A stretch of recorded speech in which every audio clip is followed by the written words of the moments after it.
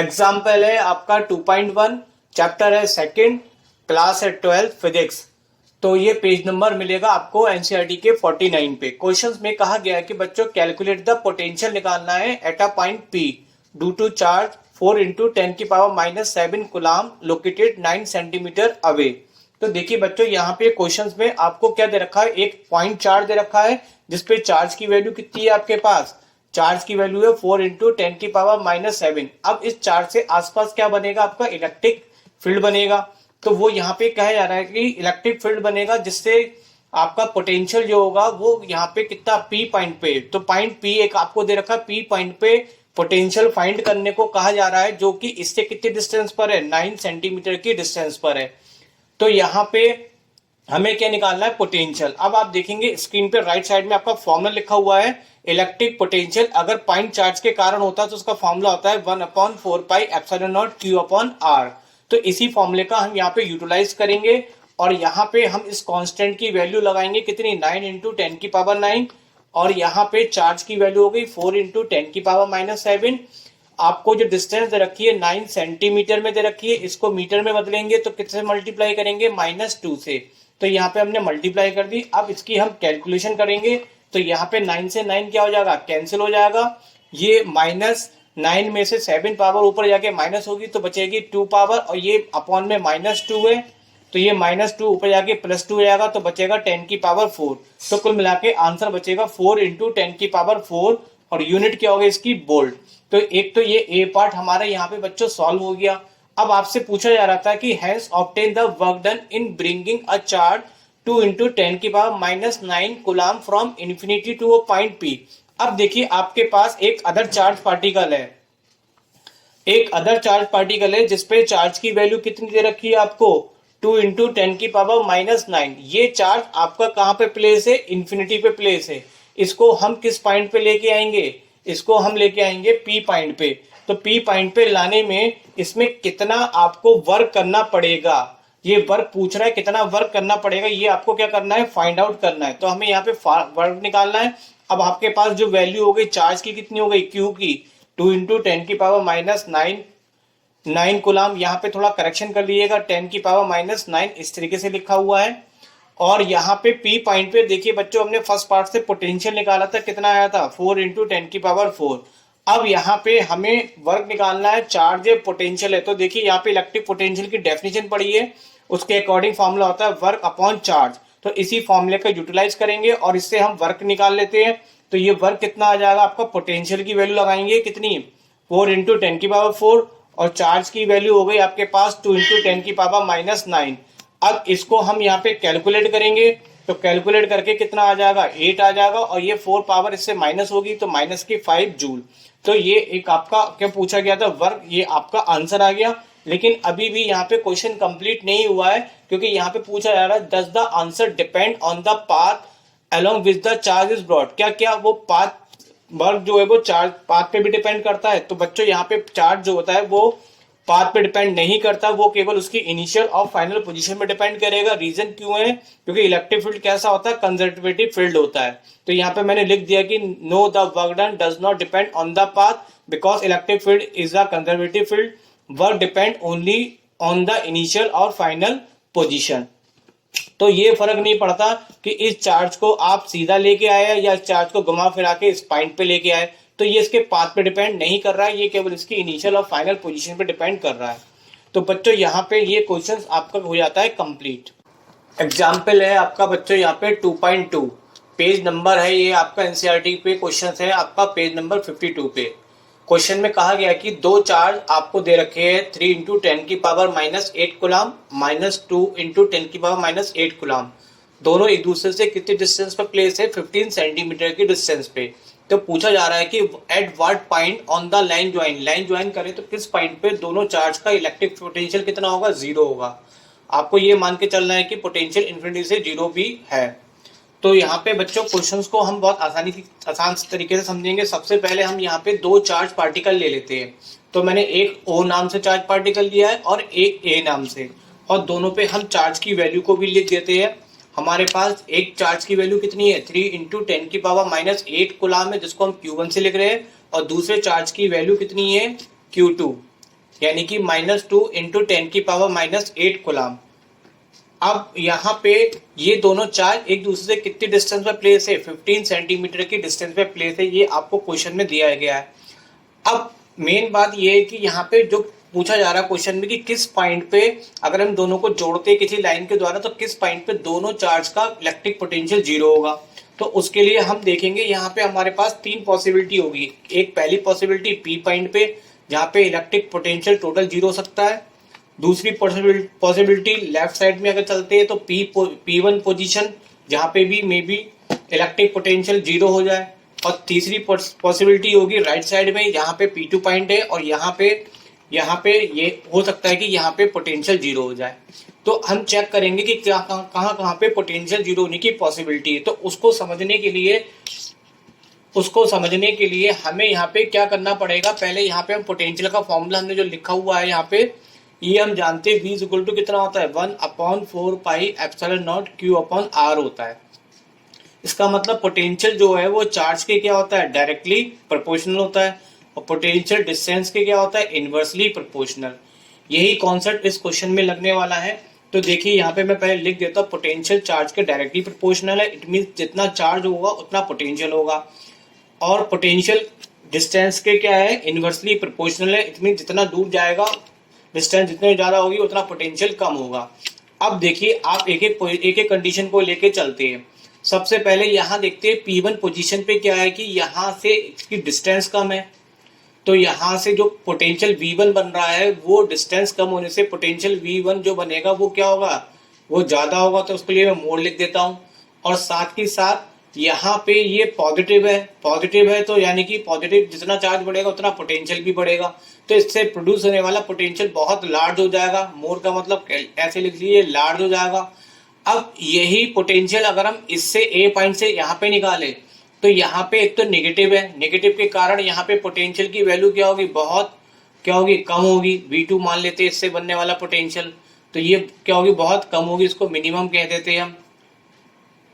तो यहाँ पे पोटेंशियल बहुत कम होगा और साथ के साथ यहाँ पे इससे डिस्टेंस बहुत ज़्यादा है। डिस्टेंस बहुत ज़्यादा होगी तो पोटेंशियल वैसे ही कम हो जाएगा। तो ये बहुत स्मॉल हो जाएगा, यानी कि ये बहुत लार्ज है और ये बहुत स्मॉल। लेकिन यहाँ पे पोटेंशियल हमें जीरो चाहिए तो जीरो कभी बहुत ज़्यादा और छोटे का डिफरेंस कभी जीरो नहीं आ सकता। तो यहाँ पे तो ये पॉसिबिलिटी कभी भी लागू नहीं होगी P1 पोजीशन पे। अगर हम बात करें P की तो P पे देखिए इससे डिस्टेंस थोड़ी बढ़ रही है। डिस्टेंस बढ़ेगी तो पोटेंशियल कम होगा। तो यहाँ का पोटेंशियल धीरे धीरे कम होता जाएगा और यहाँ पे डिस्टेंस कम है तो यहाँ का पोटेंशियल क्या होगा धीरे धीरे बढ़ता जाएगा। तो कहीं ना कहीं ये कम हो रहा है और ये बढ़ रहा है तो कहीं ना कहीं आके ये जीरो पे मीट हो जाएंगे। इसका मतलब दोनों कहीं ना कहीं इक्वल हो जाएंगे और वहां पे पोटेंशियल क्या हो जाएगा जीरो हो सकता है। तो यहाँ संभावना है। और ऐसी यहाँ पे भी देखिए यहाँ पे भी डिस्टेंस कम है इसकी, यहाँ से डिस्टेंस की क्या हो गई ज्यादा हो गई। तो यहाँ पे भी पॉसिबिलिटी वही है कि यहाँ पे ये पोटेंशियल क्या होगा प्लस वाला Q1 पोटेंशियल कम होता जाएगा और ये वाला पोटेंशियल बढ़ता जाएगा। तो इसका मतलब यहाँ पे भी दोनों के इक्वल होने की पॉसिबिलिटीज है। तो कहने का मतलब है कि अगर मैं आपको एक नंबर लाइन लेके समझाऊं, जैसे कि सपोज ये जीरो है, यहाँ पे चार्ज के हिसाब से मैं ले लेता हूँ -2 है, यहाँ पे चार्ज के हिसाब से मैं ले लेता हूँ ये 3 है। तो ये इधर की तरफ कम हो रहे हैं और ये इधर की तरफ बढ़े तो ये एकदम जीरो के नजदीक आएंगे, कहीं ना कहीं जाके इक्वल होके एक दूसरे को क्या करेंगे कैंसिल। तो P1 पोजीशन पे क्या है कि यहाँ पे इसके द्वारा बहुत ज्यादा पोटेंशियल बन रहा है और इसके द्वारा बहुत कम पोटेंशियल बन रहा है। तो यहाँ पे कभी भी जीरो नहीं होगा। तो जीरो होने की पॉसिबिलिटी या तो P पॉइंट पे होगी या फिर P2 पॉइंट पे होगी। तो इसलिए मैं यहाँ पे P1 पॉइंट को हटा देता हूँ क्योंकि यहाँ पे कोई पॉसिबिलिटी पोटेंशियल जीरो की नहीं है। अब यहाँ पे दो जगह हो सकती है तो दोनों जगह हमें फाइंड आउट करके दिखानी पड़ेगी। तो पहले हम यहाँ पे P पॉइंट पे निकालते हैं कि अगर इलेक्ट्रिक पोटेंशियल जीरो है तो वो पॉइंट की पोजीशन क्या होगी। तो हमने मान लिया इस पॉइंट की पोजीशन एक चार्ज से कितनी डिस्टेंस पर है x, इधर से डिस्टेंस x ले ली। टोटल डिस्टेंस कितनी थी आपके पास 15 सेंटीमीटर थी। तो अगर इधर से x होगी तो रिमेनिंग यहाँ से कितनी बचेगी 15 माइनस x डिस्टेंस बचेगी। अब हम जानते हैं पोटेंशियल जो है स्केलर क्वांटिटी है तो इससे बनने वाला पोटेंशियल V1 और इससे बनने वाला पोटेंशियल V2 तो वो टोटल कितना हो जाएगा V1 प्लस V2। लेकिन यहाँ पे V1 तो प्लस का है, V2 यहाँ पे नेगेटिव चार्ज है तो ये नेगेटिव पोटेंशियल में काउंट होगा और ये प्लस माइनस मिलके क्या हो जाएगा माइनस हो जाएगा। और यहाँ पे ये टोटल पोटेंशियल कितना हो जाएगा जीरो। तो यहाँ पे यही चीज मैं आपको यहाँ पे लिख देता हूँ कि टोटल पोटेंशियल हमारा कितना है, प्लस होगा, और ये नेगेटिव लगाया तो ये प्लस माइनस माइनस हो जाएगा, और साथ के साथ यहाँ पे हमें पोटेंशियल क्या करना है, जीरो करना है, तभी हमारा पॉइंट फाइंड आउट होगा। तो यहाँ पे पोटेंशियल की वैल्यू जीरो रख दी, तो इस केस में V1 बराबर किसके आ जाएगा, V2 के आ जाएगा। अब यहाँ पे हमने इसके लिए फॉर्मूला लगाया, फॉर्मूला हमारे पास पोटेंशियल का होता है 1/4πε0 Q/R। तो पहले के लिए हमने Q1/R1 लिख दिया, दूसरे के लिए Q2/R2 लिख दिया। यहाँ पे अगर हम देखेंगे तो ये कांस्टेंट कैंसिल हो जाएंगे, तो रिमेनिंग टर्म हमारे पास आ जाएगी Q1/R1 Q2/R2। अब यहाँ पे इन सबकी हम वैल्यू लगाते हैं, तो देखिए मैं वैल्यू कैसे लगा रहा हूँ दिखा भी देता हूँ। ये Q1 की जगह हमने लिख दिया 3 × 10⁻⁸। R1 की पोजीशन कितनी है, 15 माइनस एक्स है, बट ये सेंटीमीटर में हमें मीटर में लगानी होती है, तो -2 से हमने मल्टीप्लाई कर दी। Q2 की वैल्यू कितनी है, 2 × 10⁻⁸ है, और यहाँ से इसकी डिस्टेंस कितनी है, x सेंटीमीटर है, तो मीटर में करके कितना कर दिया, -2। इसको अगर हम सॉल्व करें तो यहाँ पे -8 से -8 कट गया, 10⁻⁻2 से 10⁻, तो रिमेनिंग टर्म आपकी क्या आ जाती है, 3/15 - x, और इधर से 2/x आ गया। इसकी आपस में क्रॉस मल्टीप्लाई कर लेते हैं, तो 3 की x से करेंगे तो ये आपका आ जाएगा 3x, और इसकी यहाँ पे ये इसकी हमने इससे करी तो ये आ गया 3x। 2 की 15 से करेंगे तो 30 हो जाएगा, और 2 की फिर x से करेंगे तो कितना आ जाएगा, -2x। आगे ये -2x को उधर ले जाएंगे तो ये उधर जाके प्लस हो जाएगा, तो 3 और 2 कितना होगा, 5, और इससे हम x की वैल्यू निकाल लेंगे तो कितनी आ जाएगी, x की वैल्यू 6 आ जाएगी। तो यानी कि ये जो डिस्टेंस है 6 सेंटीमीटर की डिस्टेंस पर पोटेंशियल कितना होगा, 0।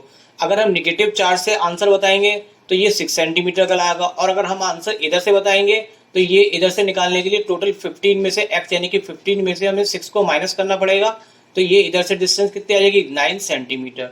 तो आप कैसे भी आंसर लिख देते हैं, दोनों आंसर सही तरीके से होगा, बट मैं आपको एनसीईआरटी के अकॉर्डिंग बताऊं तो एनसीईआरटी ने यहाँ पे पॉजिटिव के अकॉर्डिंग से डिस्टेंस बताई है, तो यही चीज मैं यहाँ पे लिख रहा हूँ जो एनसीईआरटी के हिसाब से बताया गया कि जो पोटेंशियल है पॉजिटिव चार्ज से वो कितने डिस्टेंस पे होगा, 9 सेंटीमीटर की डिस्टेंस पे होगा, क्योंकि 15 में से x की वैल्यू को हम माइनस करेंगे तो हमें कितनी मिल जाएगी, 9 सेंटीमीटर की डिस्टेंस।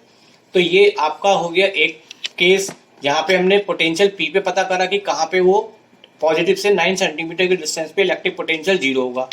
अब यही चीज हमें यहाँ पे भी देखनी पड़ेगी P2 वाले केस के लिए, तो मैं सबको हटा देता हूँ। अब मैं यहाँ पे केवल P2 का केस आपको और सॉल्व करके दिखाता हूँ। तो P2 के लिए यहाँ पे क्या है कि आपके पास इसको भी हटा देते हैं, तो x की वैल्यू हमने कंसिडर करते हैं एक तरफ से, इधर से x हो गई। अब यहाँ से यहाँ तक कितनी थी, 15 थी, लेकिन अब हमें पूरी डिस्टेंस लेनी होगी, तो 15 प्लस कितनी हो जाएगी, x हो जाएगी। तो ये मैंने ऊपर डिस्टेंस दिखा रखी है, 15 प्लस x यहाँ से लेकर यहाँ तक की डिस्टेंस है। अब बिल्कुल सेम कहानी बिल्कुल वैसी करेंगे। सबसे पहले टोटल पोटेंशियल लेंगे, एक पोटेंशियल यहाँ से V1 बन रहा है और इससे पोटेंशियल V2 बन रहा है इस पॉइंट पर, तो ये दोनों प्लस होगा, बट ये नेगेटिव के कारण, नेगेटिव चार्ज के कारण ये नेगेटिव हो जाएगा, और इन दोनों को यहाँ पे सॉल्व करेंगे और पोटेंशियल टोटल कितना रखेंगे, 0। तो V1 बराबर V2 के आ जाएगा। यहाँ पे कांस्टेंट से कांस्टेंट क्या हो जाएगा, कैंसिल हो जाएगा, वही बिल्कुल सेम है। अब बस वैल्यू यहाँ पे लगाते, Q1 की वैल्यू आपके पास कितनी है, 3 × 10⁻⁻8 है, और डिस्टेंस देखेंगे तो डिस्टेंस r की यहाँ से यहाँ तक निकालनी है, तो ये 15 प्लस x लगेगी। पिछले केस में 15 माइनस x थी, मीटर को हमने सेंटीमीटर में कन्वर्ट करा तो -2 से मल्टीप्लाई कर लिया। Q2 की वैल्यू कितनी है यहाँ पे, 2 × 10⁻⁸, और डिस्टेंस कितनी है, x सेंटीमीटर। तो इसको भी अगर हम कैलकुलेट करेंगे तो वही सिमिलर वे में ये इससे कैंसिल हो जाएगा, ये इससे, तो रिमेनिंग टर्म आपकी ये आ गई। अब इनकी आपस में क्रॉस मल्टीप्लाई कर ले तो ये कितना आ जाएगा आपका, 3x इक्वल टू कितना आ जाएगा, 2 × 15 से करेंगे 30, और प्लस का 2x। जो 2x है वो लेफ्ट साइड में जाके क्या हो जाएगा, यहाँ पे ये प्लस का 2x लेफ्ट साइड में जाके क्या हो जाएगा, माइनस। तो आपका यहाँ पे आंसर x की वैल्यू कितनी आ जाएगी, 30 सेंटीमीटर। तो ये 30 सेंटीमीटर डिस्टेंस आपके नेगेटिव चार्ज से है। अब बुक में आपको पॉजिटिव चार्ज से दी गई, तो पॉजिटिव से निकालने के लिए 15 में x की वैल्यू कितनी निकली, 30, ये ऐड कर देंगे तो ये कितना हो जाएगा, टोटल आपका हो जाएगा 45 सेंटीमीटर। तो यहाँ पे हमने ये दोनों केस में पोटेंशियल फाइंड करा, एक P पे था जो मैंने भी निकाल के दिखाया, और एक P2 पे। तो बच्चों यही आपसे पूछा जाता है कि कहाँ पे पोटेंशियल 0 हो सकता है, तो दो जगह अलग अलग डिस्टेंस पे 0 होगा। तो यहाँ पे ये क्वेश्चन हो जाता है आपका कंप्लीट। एग्जाम्पल है बच्चों यहाँ पे हमारा 2.3 चैप्टर 2 पेज नंबर है एनसीईआरटी के 53 पे। तो यहाँ पे काफी सारे क्वेश्चन दे रखे हैं, मगर मैं सारा पढ़ने लगूंगा तो बहुत टाइम लग जाएगा। मैं आपको डायरेक्टली समझाता हूँ क्या क्या क्वेश्चन में पूछा जा रहा है और कैसे हमें आंसर देने हैं। तो देखिए बच्चों यहाँ पे दो फिगर दे रखी है जिसमें इलेक्ट्रिक फील्ड लाइन पॉजिटिव और नेगेटिव आपको दिखा रखी है। एक ये पॉजिटिव से इलेक्ट्रिक फील्ड लाइन बाहर की तरफ होती है, ये वैसे भी हम जानते हैं, और नेगेटिव की तरफ क्या होती है, टूवर्ड्स होती है। तो ये तो आपको एक डायग्राम दे रखा। अब इस डायग्राम के बेसिस पे आपसे कई सारे क्वेश्चन पूछे गए। तो पहले क्वेश्चन की बात करेंगे, give the sign of potential difference. हमें बताना है potential difference BP minus BQ का और वीबी माइनस बीए का। बहुत आसान और सिंपल है सारा क्वेश्चन करना। मैं इसको अच्छे से समझाने के लिए फॉर्मूले भी लिख देता हूं ताकि आपको आसानी रहे। देखिए बच्चों, इस पहले वाले पार्ट को करने के लिए पहले हमें ये समझना पड़ेगा, हमारे पास जो पोटेंशियल का फॉर्मूला होता है वो हमारे पास होता है 1/4 pi epsilon naught Q upon R होता है। इस फॉर्मूले से देखिए तो पोटेंशियल हमारा डिस्टेंस के क्या होता है, इनवर्सली प्रोपोर्शनल होता है। तो इनवर्सली प्रोपोर्शनल हम जानते हैं, डिस्टेंस कम होगी तो पोटेंशियल बढ़ेगा। बस इसी का यहाँ पे मेन रोल है। तो देखिए बच्चों, पहले पार्ट में करने के लिए हमने पहले ये लिख दिया कि हम पोटेंशियल जो है वो डिस्टेंस के रेसिप्रोकल है, इट मींस अपोजिट है। अब आप देखेंगे पहले केस हम करते हैं B P minus B Q का। तो यहाँ पे देखिए P की डिस्टेंस इस पॉजिटिव चार्ज से एक तो यहाँ पर है, और जो Q की डिस्टेंस है उसकी यहाँ से ये, तो ये वाली डिस्टेंस Q की क्या है, कुछ ज्यादा है किससे, P से। तो यहाँ पे बच्चों अगर मैं डिस्टेंस की बात करूं तो आर पी की जो डिस्टेंस है वो कम है, किससे कम है, आर क्यू से। चलिए क्यू को बड़ा लिख देता हूं। तो इसका मतलब अगर ये डिस्टेंस में रिलेशन ये है कि पी की डिस्टेंस कम है और क्यू की ज्यादा है, तो डेफिनेटली जो पोटेंशियल होगा वो अपोजिट होगा। तो पी पे पोटेंशियल ज्यादा होगा और क्यू पे पोटेंशियल क्या होगा, कम होगा। तो इसी के अकॉर्डिंग यहाँ पे हम लिख लेते हैं कि जो पोटेंशियल है बीपी वो क्या होगा, बी क्यू से ज्यादा होगा, क्योंकि डिस्टेंस का यहाँ पे हमने देखा कि डिस्टेंस जो है पी पे कम है, पी की डिस्टेंस कम है और क्यू की डिस्टेंस क्या है, ज्यादा है।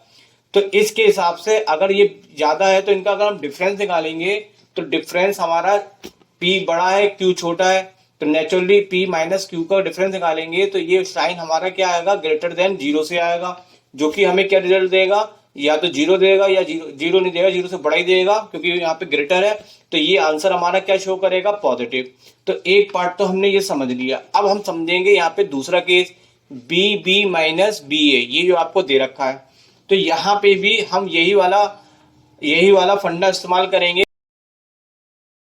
ये नेगेटिव चार्ज है और ये दोनों पॉइंट है। तो मैं यहाँ पे दोबारा लिखता हूं कि आर ए जो है वो हमारी कम है किससे, आर बी से। ये आर ए है हमारी और ये वाली क्या है हमारी, आर बी। तो आर बी ज्यादा है, आर ए कम है, लेकिन इनवर्सली फॉर्मूले रिलेशन देखे तो पोटेंशियल क्या होगा, अपोजिट होगा। तो पोटेंशियल ए का ज्यादा होगा किससे, पोटेंशियल बी का। लेकिन बच्चों यहाँ पे ये पोटेंशियल नेगेटिव चार्ज से प्रोड्यूस हो रहा है। तो पोटेंशियल एक स्केलर क्वांटिटी है, तो स्केलर क्वांटिटी होने से यहाँ पे नेगेटिव के कारण ये पोटेंशियल यहाँ पे क्या बनेगा, क्योंकि जब हम पोटेंशियल का कोई भी क्वेश्चन करेंगे तो विद साइन की वैल्यू के साथ हम उसको कैलकुलेट करते हैं। तो इस माइनस क्यू के कारण इस पोटेंशियल की वैल्यू भी क्या आएगी, माइनस। तो ए पे जो पोटेंशियल ज्यादा है लेकिन वो किस में है, नेगेटिव में है। बी पे भी पोटेंशियल कैसा है, नेगेटिव में है। तो इस तरीके से ये ज्यादा है यहाँ पे। अब मैं अगर इस नेगेटिव साइन को यहाँ पे मल्टीप्लाई कर दूं नेगेटिव से, तो यहाँ पे वी ए ये साइन अपोजिट हो जाता है। इनइक्वलिटी के हिसाब से आपने पढ़ रखा होगा कि माइनस से अगर मल्टीप्लाई करेंगे तो ये साइन जो हमारा इस टाइप का होगा वो ये वाला साइन यहाँ पे कन्वर्ट हो जाएगा, तो वी बी। तो इसका मतलब यहाँ पे वी बी क्या हो गया, ग्रेटर आ गया। अगर ग्रेटर आ गया तो इसका डिफरेंस क्या आएगा, पॉजिटिव आएगा। तो चलिए मैं इसको फेयरली लिख देता हूं कि क्या कहानी है यहाँ पे। इससे पहले आप यहाँ पे चाहे तो ये भी लिख सकते, आर ए हमारी क्या थी, वो स्मॉलर थी किससे, आर बी से। तो इसका जो पोटेंशियल है वो ज्यादा होगा और इसका पोटेंशियल क्या होगा, कम होगा। सॉरी, आर ए का पोटेंशियल क्या होगा, ज्यादा होगा, और बी बी का पोटेंशियल कम होगा, बट किसमें, नेगेटिव में। अब जब हम नेगेटिव साइन को हटाएंगे यानी कि नेगेटिव से मल्टीप्लाई करेंगे तो ये इनइक्वलिटी का साइन क्या हो जाएगा, अपोजिट हो जाएगा, जिसके हिसाब से ये ग्रेटर हो जाएगा। अब ग्रेटर होगा, अगर v ग्रेटर है और बी ए स्मॉलर है तो इसका रिजल्ट क्या होगा, हमेशा पॉजिटिव क्या होगा, ग्रेटर देन जीरो होगा। और ग्रेटर देन जीरो किसको शो करता है, आपको पॉजिटिव को। तो इस तरह से यहाँ पे ये पॉजिटिव वैल्यू निकल के आ जाएगी।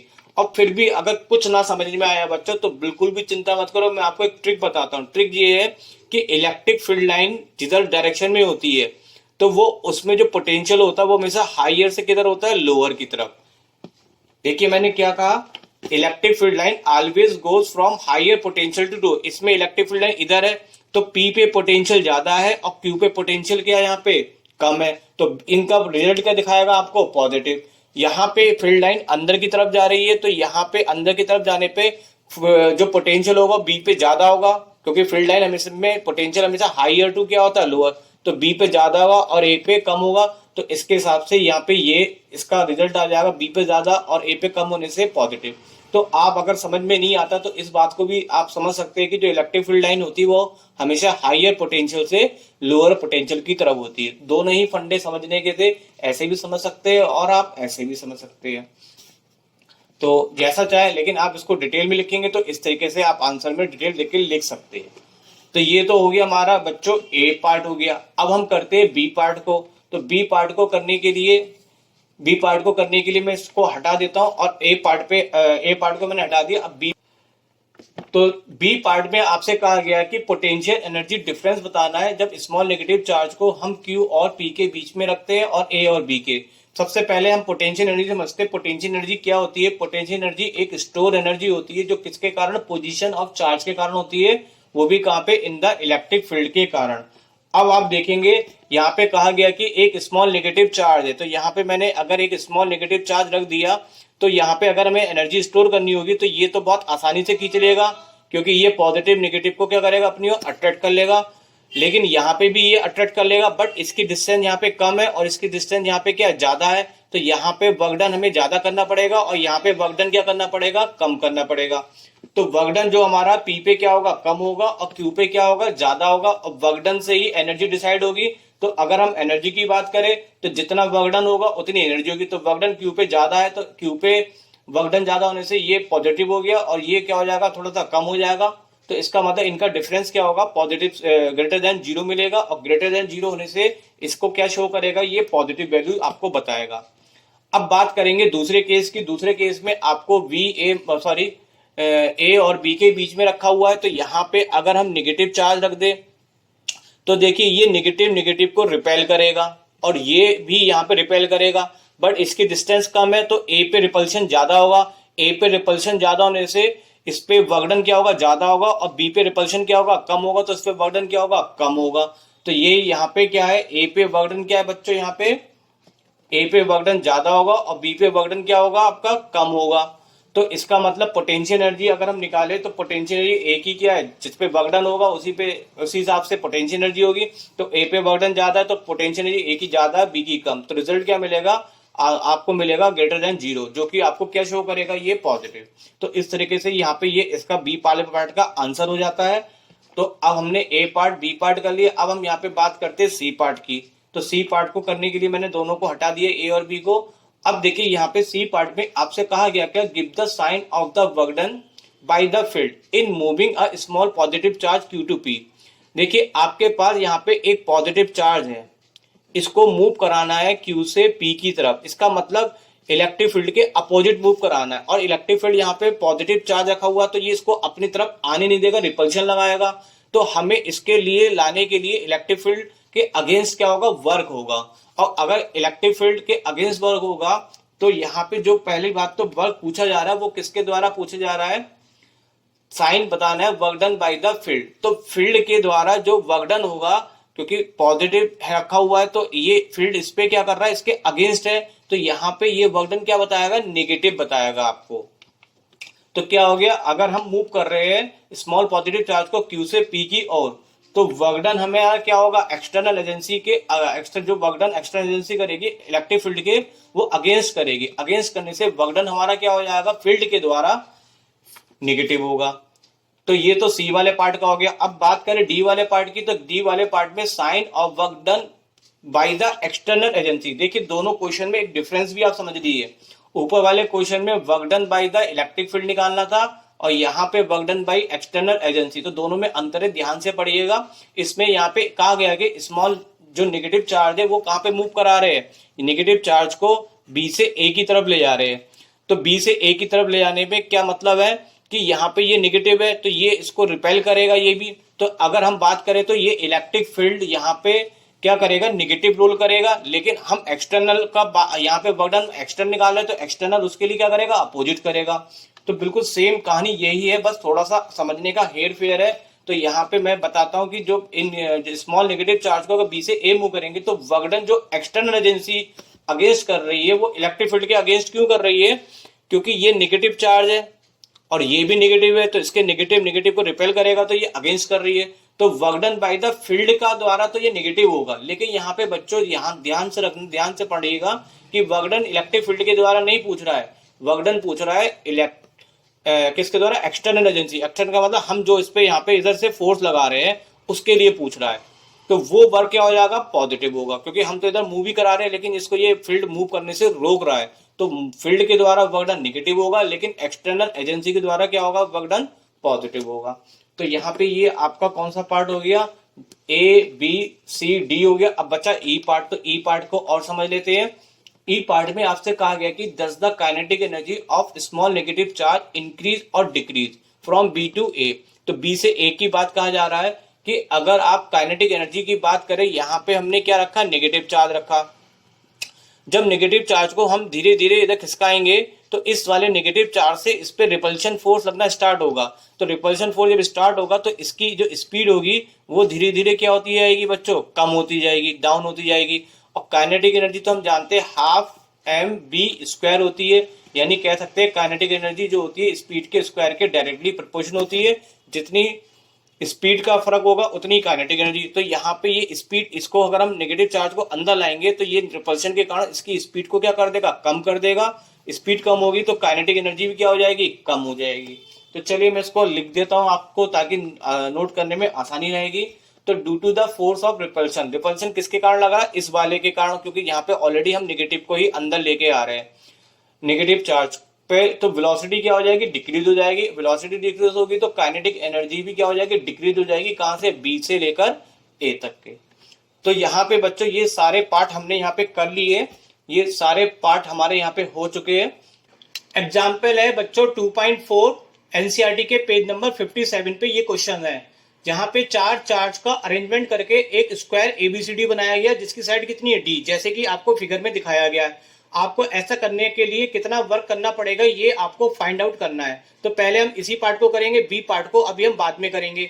तो देखिए बच्चों यहाँ पे वर्क आपको निकालना है, लेकिन मैं आपसे कहूंगा कि वर्क कौन सा निकालना है। वर्क तो बच्चों कई टाइप के होते हैं, पढ़ाई भी वर्क होती है, खाना भी वर्क होता है, घूमना भी वर्क होता है। लेकिन यहाँ पे वो वाला वर्क निकालना है जिससे कि आप एक स्क्वायर का अरेंजमेंट बना सके इन चार्ज पार्टिकल से। तो इस वाले वर्क को हम बात करेंगे पोटेंशियल एनर्जी। पोटेंशियल एनर्जी हमारी क्या होती है, जब हम चार्ज को क्या करते हैं, जब चार्ज को इस एक जगह से दूसरी जगह तक उठा के लेके आते हैं। जैसे इस चार्ज को मैं यहाँ पे लेके आया, लेकिन लाने में एक सिस्टम बने तो उस सिस्टम में जो एनर्जी बनने में जो एनर्जी स्टोर होती है उसे बोलते हैं। बट यहाँ पे जब मैं उसको यहाँ पे कोई उठा के लेके आया तो यहाँ पे कोई सिस्टम नहीं बना। सिस्टम वो होता है जिसमें कम से कम दो चार्ज पार्टिकल प्रेजेंट हो। तो यहाँ पे कोई भी अदर चार्ज पार्टिकल नहीं है तो इसको लाने में कोई वर्क नहीं होगा। ये बात आप ध्यान में रखिएगा।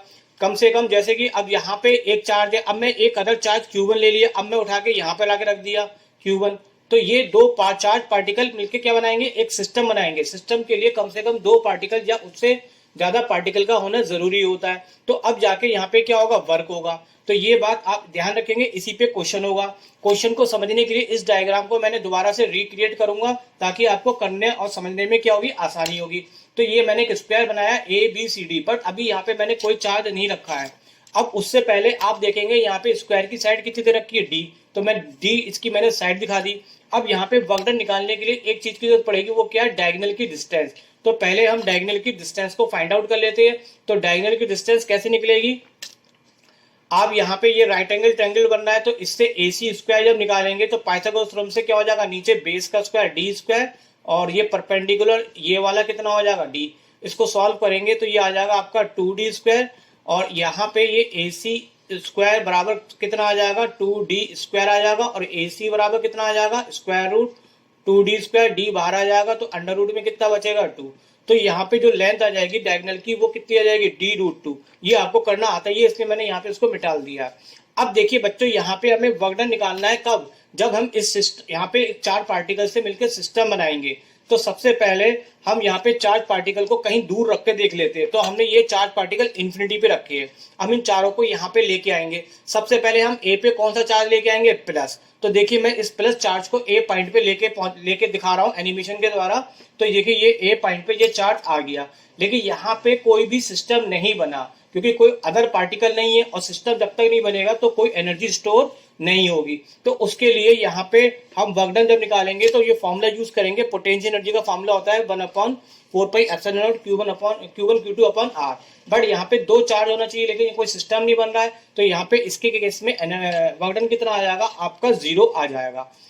तो ये तो हमारा हो गया ए पॉइंट पे वर्क डन। अब हम बी पॉइंट पे कौन सा चार्ज रखा हुआ, -Q। तो इस -Q को हम बी पॉइंट पे लेके जब आ रहे हैं, तो अब देखेंगे यहाँ पे ये चार्ज पहले से प्रेजेंट था, अब ये और आ गया, तो अब ये एक सिस्टम बन गया। तो यहाँ पे कोई ना कोई वर्क होगा, कितना वर्क होगा उसको हम निकालेंगे किस फॉर्मूले से, इसी फॉर्मूले से निकालेंगे जो मैंने यहाँ लिखा हुआ है। तो देखिए फॉर्मूले में वर्क डन जब निकालेंगे तो यहाँ पे विद चार्ज के साथ वैल्यू लगाई जाएगी। ये कैसे पता चलता है कि हमें कब नेगेटिव के संग वैल्यू लगानी है, कब पॉजिटिव। तो बहुत आसान सी बात बताऊं, इलेक्ट्रिक फील्ड जब हम जितने भी केस करे थे फर्स्ट चैप्टर में, ये वेक्टर क्वांटिटी होती है। वेक्टर क्वांटिटी में ऑलरेडी डायरेक्शन पहले से प्रेजेंट होती है, तो इसमें हम विदाउट साइन के साथ वैल्यू लगाते हैं। लेकिन पोटेंशियल हो गया, वर्क हो गया, ये जितनी भी होती है स्केलर क्वांटिटी होती है। स्केलर क्वांटिटी में डायरेक्शन का कोई मेंशन नहीं होता है, तो यहाँ पे जो भी वैल्यू लगाएंगे वो विद साइन लगाएंगे। तो यहाँ पे वर्क डन स्केलर क्वांटिटी, इसलिए जो भी हम वैल्यू लगाएंगे वो विद साइन के साथ इसकी वैल्यू लगाएंगे। तो हमने इन दोनों की वैल्यू लगा दी, और अपॉन डिस्टेंस इन दोनों चार्ज पार्टिकल की डिस्टेंस कितनी है, डी। तो ये वर्क डन आ गया। इसको थोड़ा सा मैंने यहाँ पे क्या करा है, जो ये 1/4πε0 है, ये बहुत बड़ा है, इसको बार बार लिखना पड़ेगा, तो इसकी जगह मैंने यहाँ पे क्या ले लिया, यहाँ पे ये के ले लिया। अब इसको थोड़ा सा सॉल्व करेंगे, तो सॉल्व करने पे प्लस माइनस मिलके क्या हो जाएगा, माइनस, तो माइनस बाहर आ गया के, क्यू और क्यू कितना हो जाएगा, Q2/D। तो ये वर्क डन आ गया जब हम बी पॉइंट पे -Q चार्ज लेके आए। अब हम कहाँ पे रखेंगे चार्ज लाके, सी पॉइंट पे। कौन सा सी पॉइंट पे चार्ज है, प्लस। तो ये प्लस क्यू को मैं लेके आ रहा हूँ कहाँ पर, देखिए ये सी पॉइंट पे जब चार्ज आ चुका है, तो अब यहाँ पे वर्क होगा, लेकिन यहाँ पे पहले से ही दो चार्ज प्रेजेंट है, तो एक वर्क इसके द्वारा होगा, इस एनर्जी स्टोर होगी, और एक इसके द्वारा एनर्जी स्टोर होगी। तो सी पॉइंट पे जो चार्ज रखा हुआ है, वहां पे दो प्रकार के वर्क डन मिलेंगे। कौन कौन से, एक बी के द्वारा वर्क डन मिलेगा जिसको मैंने लिख दिया BC, और एक ए के द्वारा मिलेगा जिसको मैंने लिख दिया AC।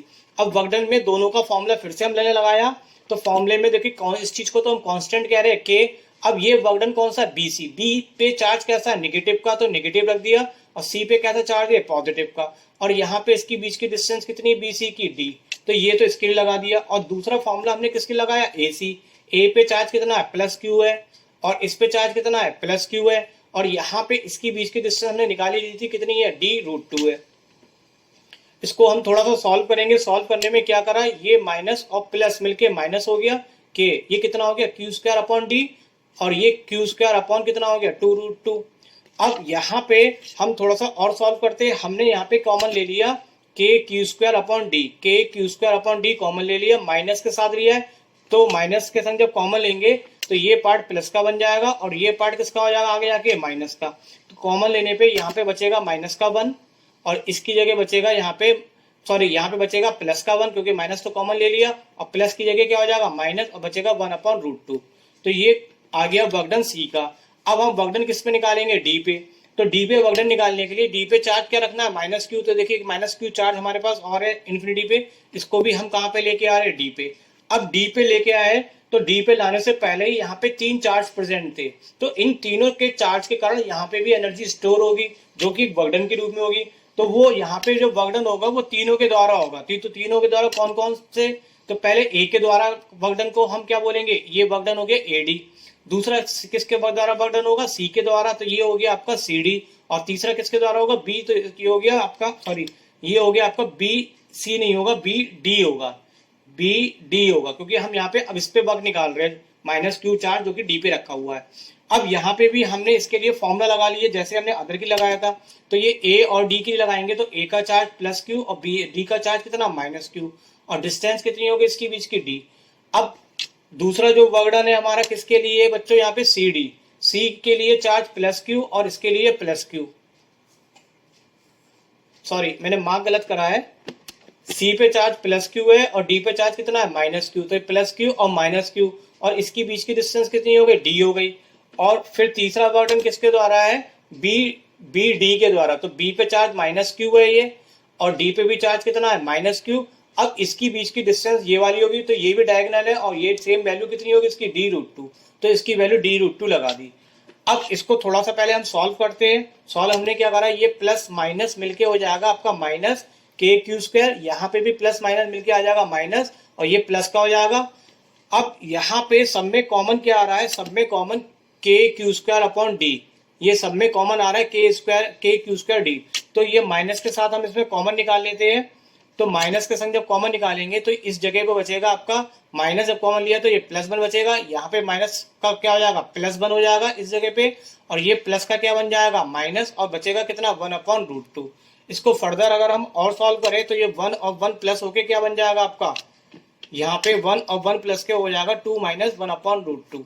तो ये चारों वर्कडन हमने निकाल लिया, बट आपको चारों का वर्कडन का टोटल बताना है, क्योंकि टोटल अरेंजमेंट कितना बना इसको स्क्वायर में अरेंजमेंट करने पे, तो उसके लिए हम चारों वर्कडन को क्या करेंगे प्लस करेंगे। अब मैं सब हटा के पहले वो चारों वर्कडन जो भी मैंने निकाले थे वो मैं यहाँ पे लिख देता हूँ ताकि आपको क्लियर समझ में आ जाए। तो ये चारों वर्कडन अभी हमने निकाल लिए, अब हमें टोटल वर्कडन निकालना है, तो इन चारों वर्कडन को हम क्या कर देंगे प्लस करेंगे। तो प्लस हमने यहाँ पे कर दिया ए बी सी डी। अब यहाँ पे जो वर्कडन निकाला था उसकी हम वैल्यू लगा देते हैं, तो ए की वैल्यू हमारे पास कितनी है 0 है, बी की वैल्यू कितनी है minus K Q square upon D है, सी की वैल्यू है minus K Q square upon D और वन माइनस रूट टू, ये वैल्यू डी की कितनी है minus K Q square upon D two minus root two one upon root two. अब इसको सॉल्व करने के लिए ये तो जीरो हट जाएगा, तो बाकी की टर्म्स में हमने क्या ले लिया कॉमन निकाल लिया। कॉमन देखिए वही सेम क्या आएगा माइनस का के क्यू स्क्वायर अपॉन डी सभी में प्रेजेंट है, तो ये मैंने बाहर लिया, बाहर माइनस कॉमन लिया है, तो यहाँ पे ये माइनस का क्या बचेगा प्लस, तो ये पूरा कॉमन आ गया तो वन बचा, यहाँ से ये पूरा कॉमन चला गया तो ये बचेगा one minus one upon root two, ये भी बाहर चला गया तो बचेगा two minus one upon root two. इसको अगर फर्दर सॉल्व करें तो ये देखिए वन वन और ये टू, ये मिलके हो गया आपका कितना 4, ये हो गया 4, और ये माइनस का one upon root two minus का वन अपॉन रूट टू को ऐड करेंगे तो ये हो जाएगा माइनस का टू अपॉन रूट टू, और यहाँ पे टू अपॉन रूट टू जो लिखा हुआ है ये जो पार्ट है इसको अगर रेशनाइज करते हैं तो रेशनाइज आप लोग कर लेते हैं, रूट टू से ऊपर नीचे मल्टीप्लाई करेंगे तो two root two upon two, तो ये कट जाएगा, तो यहाँ पे आ जाएगा रेशनाइज होके कितना ये रूट टू आ जाएगा, तो ये रूट टू इस तरह से आ जाएगा। अब यहाँ पे एक काम और कर देते हैं, क्योंकि एनसीईआरटी बुक में देखेंगे के की वैल्यू जो कांस्टेंट के रूप में दे रखी है वो हम और लगा देते जो हमने शुरुआत में लिया था, तो कांस्टेंट कितना होता है one upon four pi epsilon not, one upon four pi epsilon not, तो यहाँ पे हमने वैल्यू लगा दी। अब ये फाइनल हमारा टोटल वर्कडन आ गया इन चारों चार्ज पार्टिकल से, जो स्क्वायर हमने बनाया उसमें हमें इतना वर्कडन करना पड़ेगा। तो ये तो बच्चों ए पार्ट था जो अभी हमने करा। अब हम यहाँ पे बी पार्ट करेंगे। बी पार्ट करने के लिए मैं सबको हटा देता हूँ फिर से। अब बी पार्ट में देखिए क्या कहा गया है कि चार्ज क्यू नॉट को हम सेंटर पे लेके आ रहे हैं स्क्वायर के, किसके, जो फोर चार्ज जिससे हमने स्क्वायर बनाया था, तो उस केस में अब कितना एक्स्ट्रा वर्कडन करना पड़ेगा। तो देखिए अब डायगोनल का कोई रोल नहीं है तो मैं इसको हटा देता हूँ डायगोनल को, और हमने सेंटर पे एक पॉइंट लिए ई, यहाँ पे अब हम चार्ज कितना रखेंगे क्यू नॉट, तो यहाँ पे हमने चार्ज रख दिया क्यू नॉट। अब इस क्यू नॉट को यहाँ पे रखने पे हमें कितना वर्कडन और करना पड़ेगा वो भी हमें निकालना पड़ेगा, क्योंकि चारों चार्ज से स्क्वायर बनाने ने वर्कडन फाइंड आउट कर लिया, बट अब पांचवा चार्ज को उन्होंने रखा सेंटर पे, तो उस केस में कितना वर्कडन करना पड़ेगा। तो इसके लिए हमारे पास कुछ फॉर्मूले होते हैं, हम जानते हैं पोटेंशियल का। एक फॉर्मूला डेफिनेशन से होता है V बराबर W अपॉन क्यू, और दूसरा आपने निकाला था due to the point charge के कारण। तो इन्हीं दोनों फॉर्मूले का यूज करके हम वर्कडन निकालेंगे। कैसे निकालते हैं आइए देखते हैं। हमें वर्कडन निकालना है क्यू नॉट पे, तो हमने फॉर्मूला लगाया जिसपे वर्कडन निकालना है वो चार्ज नीचे आएगा, तो क्यू नॉट चार्ज है तो क्यू नीचे आ जाएगा, क्यू नॉट नीचे आ जाएगा, और वर्कडन कितना है W। इससे अगर हम W निकाले तो W बराबर कितना बन जाएगा आपका, ये फॉर्मूला क्रॉस मल्टीप्लाई करेंगे तो V क्यू नॉट। अब देखिए हमें वर्कडन निकालने के लिए पोटेंशियल निकालना पड़ेगा, तो हम ई पॉइंट पे पहले क्या निकालेंगे, पोटेंशियल निकालेंगे। पोटेंशियल निकालने के लिए डिस्टेंस फॉर्मूले का due to the point charge के लिए जो फॉर्मूला होता है उसका यूज करेंगे। अब देखिए यहाँ पे चार चार्ज रखे, तो चारों चार्ज की यहाँ से पोजीशन पे जितना भी पोटेंशियल बनेगा उसको फाइंड आउट करेंगे। उसको फाइंड आउट करने के लिए हमें पहले डिस्टेंस दिखानी पड़ेगी। ये चारों डिस्टेंस सेम है, इसमें मैंने यहाँ पे क्या लिख दिया, इसको आर मेंशन कर दिया। फिर दूसरी डिस्टेंस भी हमारे पास ये वाले डिस्टेंस और ये वाले डिस्टेंस सेम है, सेम हमारे पास ऊपर वाली डिस्टेंस ये वाली और ये वाली भी सेम है, तो हम जानते हैं ये, इसके लिए हमने सबको क्या दिखा दिया, आर दिखा दिया। अब हमें इस पॉइंट, इस चार्ज से इस पॉइंट पे कितना पोटेंशियल बनेगा उसके लिए हम फॉर्मूला यूज करेंगे ये। तो ये चारों चार्ज से निकालने के लिए, पोटेंशियल स्केलर क्वांटिटी है, इसलिए चारों चार्ज से प्रोड्यूस होने वाला जो पोटेंशियल होगा वो सबके सम्स के क्या होगा, इक्वल होगा। तो सारे सम्स को हमने यहाँ पे कर दिया। अब हम यहाँ पे एक एक करके फॉर्मूला लगाते हैं सभी के लिए। देखिए फॉर्मूला कैसे लगाया मैं आपको बताता हूँ। ये फॉर्मूला मैं यहाँ पे यूज कर रहा हूँ 1/4πε0 Q/R। देखिए ए पे चार्ज रखा है कितना, प्लस क्यू, तो यहाँ पे प्लस का क्यू आ गया। बी पे चार्ज रखा है माइनस क्यू, तो यहाँ पे क्या आ जाएगा, बाकी सब डिस्टेंस सेम है तो केवल माइनस का चार्ज हो जाएगा। सी पे चार्ज कितना रखा है, प्लस क्यू, तो ये प्लस क्यू आ गया। और डी पे चार्ज कितना रखा है, माइनस क्यू, तो यहाँ पे ये माइनस क्यू आ गया। क्योंकि पोटेंशियल स्केलर क्वांटिटी इसलिए हमें विद साइन इसमें वैल्यू लगानी पड़ेगी। अब प्लस माइनस की और कैलकुलेशन करते हैं और देखते हैं क्या आई। ये तो हमारे पास ऐसे आ गए, ये माइनस और ये प्लस आपस में दोनों मिलके क्या बन जाएंगे, यहाँ पे माइनस आ जाएगा। ये वाला तो ऐसे ही आ जाएगा, ये माइनस और प्लस की मल्टीप्लाई करेंगे तो माइनस। तो ऑल ओवर आप देखेंगे तो ये बिल्कुल सेम है, ये इससे कैंसिल हो गया और ये इससे कैंसिल हो गया, सब कैंसिल हो गए। तो आंसर पोटेंशियल का कितना आ गया, 0। अब पोटेंशियल की वैल्यू को हम यहाँ पे लगाएंगे तो हमारे लिए वर्क डन फाइंड आउट हो जाएगा। तो पोटेंशियल की वैल्यू हमने इस वाले फॉर्मूला लगाई तो वर्क डन का फॉर्मूला कितना आ जाएगा, 0 इंटू क्यू नॉट। और 0 से जब किसी की मल्टीप्लाई करेंगे तो ऑल ओवर आंसर क्या हो जाएगा, 0।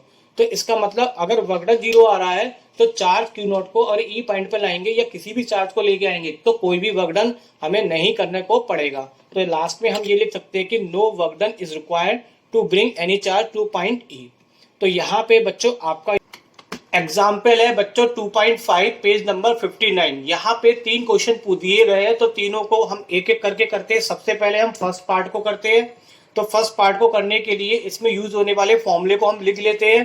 तो ये स्क्रीन पे मैं फॉर्मूले इसलिए लिख देता हूँ ताकि जब कभी आप भूल जाए तो आपको यहाँ पे देख के याद आ जाए। तो देखिए बच्चों यहाँ पे क्या है कि आपसे कहा जा रहा है कि इलेक्ट्रोस्टैटिक पोटेंशियल आपको डिटरमाइन फाइंड करना है, जो कि एक ऐसे सिस्टम के लिए जिसमें 2 चार्ज पार्टिकल 7 माइक्रोकूलम और -2 माइक्रोकूलम एक दूसरे से प्लेस है अलग अलग पोजीशन पे। तो यहाँ पे इसमें कोई भी एक्सटर्नल फील्ड नहीं है, यानी कि यहाँ पे कोई भी इलेक्ट्रिक फील्ड नहीं है। उस केस में आपको यहाँ पे निकालना है। तो सबसे पहले इसको हम डायग्राम को ड्रॉ करेंगे।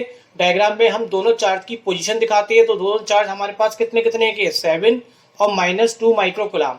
अब आप देखेंगे 7 वाला जो है वो इस पोजीशन पे है, तो ओरिजिन से 0 0 का मतलब हो गया यहाँ पे वाई एक्सिस और जेड एक्सिस का कोई रोल नहीं है, केवल एक्स एक्सिस पे कितने डिस्टेंस पर, 9 सेंटीमीटर की डिस्टेंस पर। और जो दूसरा वाला है वो प्लस की तरफ इधर की तरफ पोजीशन आएगी और माइनस की तरफ आपकी इधर पोजीशन आ जाएगी। तो दोनों ही ओरिजिन से कितनी डिस्टेंस पे प्लेस है, 9 सेंटीमीटर की डिस्टेंस पे प्लेस है।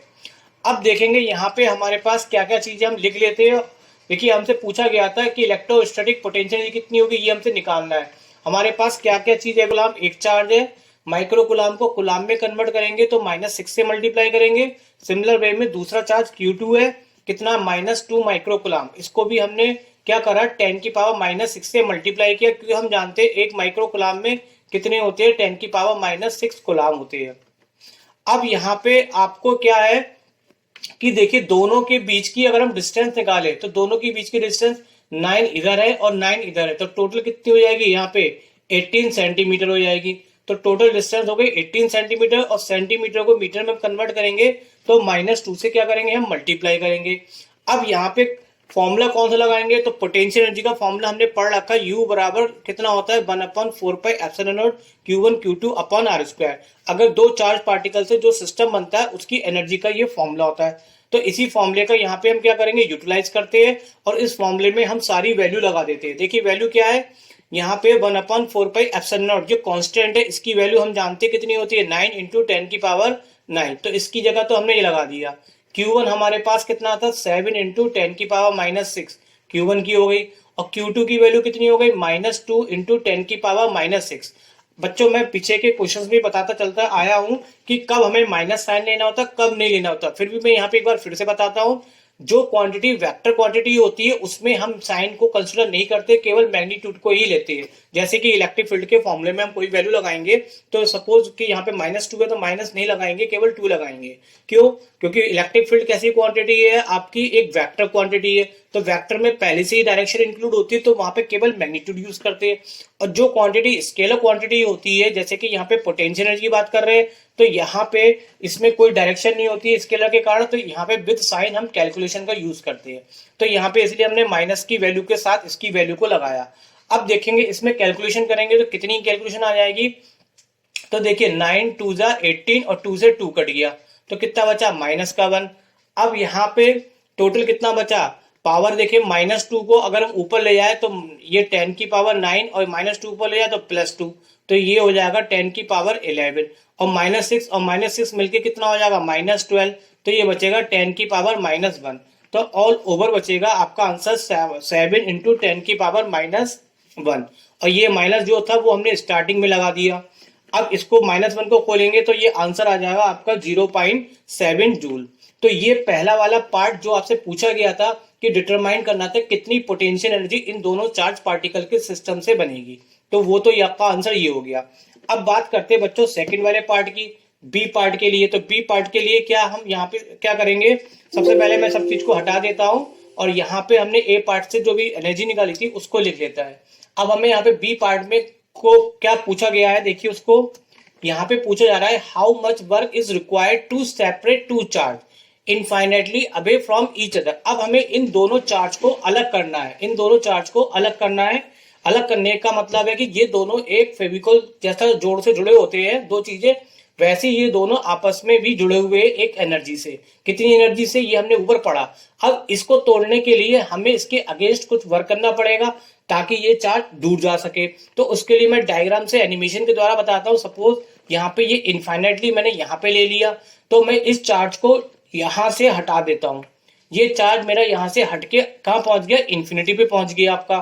तो ये चार्ज यहां से इन्फिनिटी पे जब पहुंच गया तो यहां से आने पे ये पोजीशन इसकी कौन सी थी आपकी, ये इनिशियल पोजीशन है, और ये वाली जो पोजीशन है ये आपकी कौन सी हो गई, फाइनल। तो चार्ज इतनी दूर चल के चला गया। अब इसमें हमें कुछ वर्क करना पड़ा इसके अगेंस्ट, तो वो कितना वर्क होगा, टोटल अगर हम निकाले तो वो वर्क हमारा एनर्जी के रूप में होता है। तो वो क्या होगा, फाइनल माइनस इनिशियल एनर्जी कितनी होगी। देखिए बच्चों फाइनल पे तो यहाँ पे चार्ज चला गया, अब यहाँ पे कोई अदर चार्ज पार्टिकल तो है नहीं, तो कोई भी एनर्जी यहाँ पे स्टोर नहीं होगी। तो फाइनल पे हमेशा यहाँ पे इस केस में कितनी होगी, 0 होगी।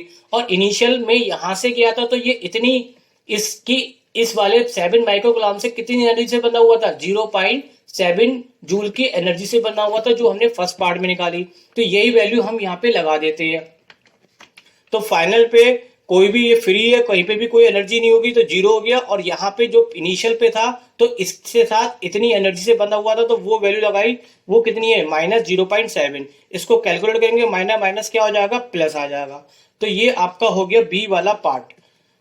अब बच्चों बचा हुआ लास्ट पार्ट सी करते हैं। तो सी के लिए क्या है, देखिए सी के लिए कहा जा रहा है कि suppose that the same system of charge. अब यही बिल्कुल सेम सिस्टम जो चार्ज है इसको हमें प्लेस कर दिया गया इलेक्ट्रिक फील्ड में। पहले वाले क्वेश्चन में कोई इलेक्ट्रिक फील्ड नहीं था, लेकिन यहाँ पे अब इलेक्ट्रिक फील्ड में प्लेस कर दिया गया, जिसकी वैल्यू दे रखी ए बराबर A1/r² और ए की कांस्टेंट की वैल्यू दे रखी है। तो हमसे पूछा जा रहा है कि अब टोटल बताइए कि कितनी इलेक्ट्रिक पोटेंशियल एनर्जी होगी। तो इसके लिए देखिए मैं आपको यहाँ पे एक एनिमेशन के द्वारा दिखाता हूँ। जो बॉक्स है ये बॉक्स मेरा किसको रिप्रेजेंट कर रहा है, इलेक्ट्रिक फील्ड। यानी कि ये दोनों सिस्टम एक इलेक्ट्रिक फील्ड में रखे हुए हैं। उस इलेक्ट्रिक फील्ड की ये वैल्यू क्वेश्चन में आपको दी गई है, कितनी है, E1/r²। देखिए यहाँ पे लिखी हुई, जहां पे मैं मार्क कर रहा हूँ क्वेश्चन में, और साथ में ये ए की वैल्यू दे रखी है, तो ए की वैल्यू को भी मैं लिख देता हूं। तो ये ए की वैल्यू दे रखी है।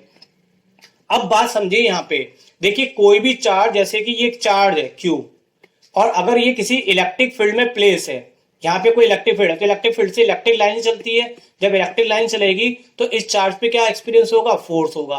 फोर्स होगा तो ये कहीं ना कहीं मूव करेगा, या तो इधर जाएगा या इधर जाएगा, डिपेंड करता है उसकी कंडीशन पे। इट मीन्स फोर्स तो लगेगा ही लगेगा, और फोर्स लगेगा तो फोर्स इंटू डिस्टेंस भी मूव करेगा, तो कुछ ना कुछ वर्क होगा। और वो वर्क किसके रूप में होगा, कोई ना कोई एनर्जी। तो यहाँ पे वो एनर्जी कौन सी कर सकते हैं हम, पोटेंशियल एनर्जी। तो कहने का मतलब इस फील्ड के कारण इन दोनों चार्ज पार्टिकल में भी एक एनर्जी जुड़ेगी।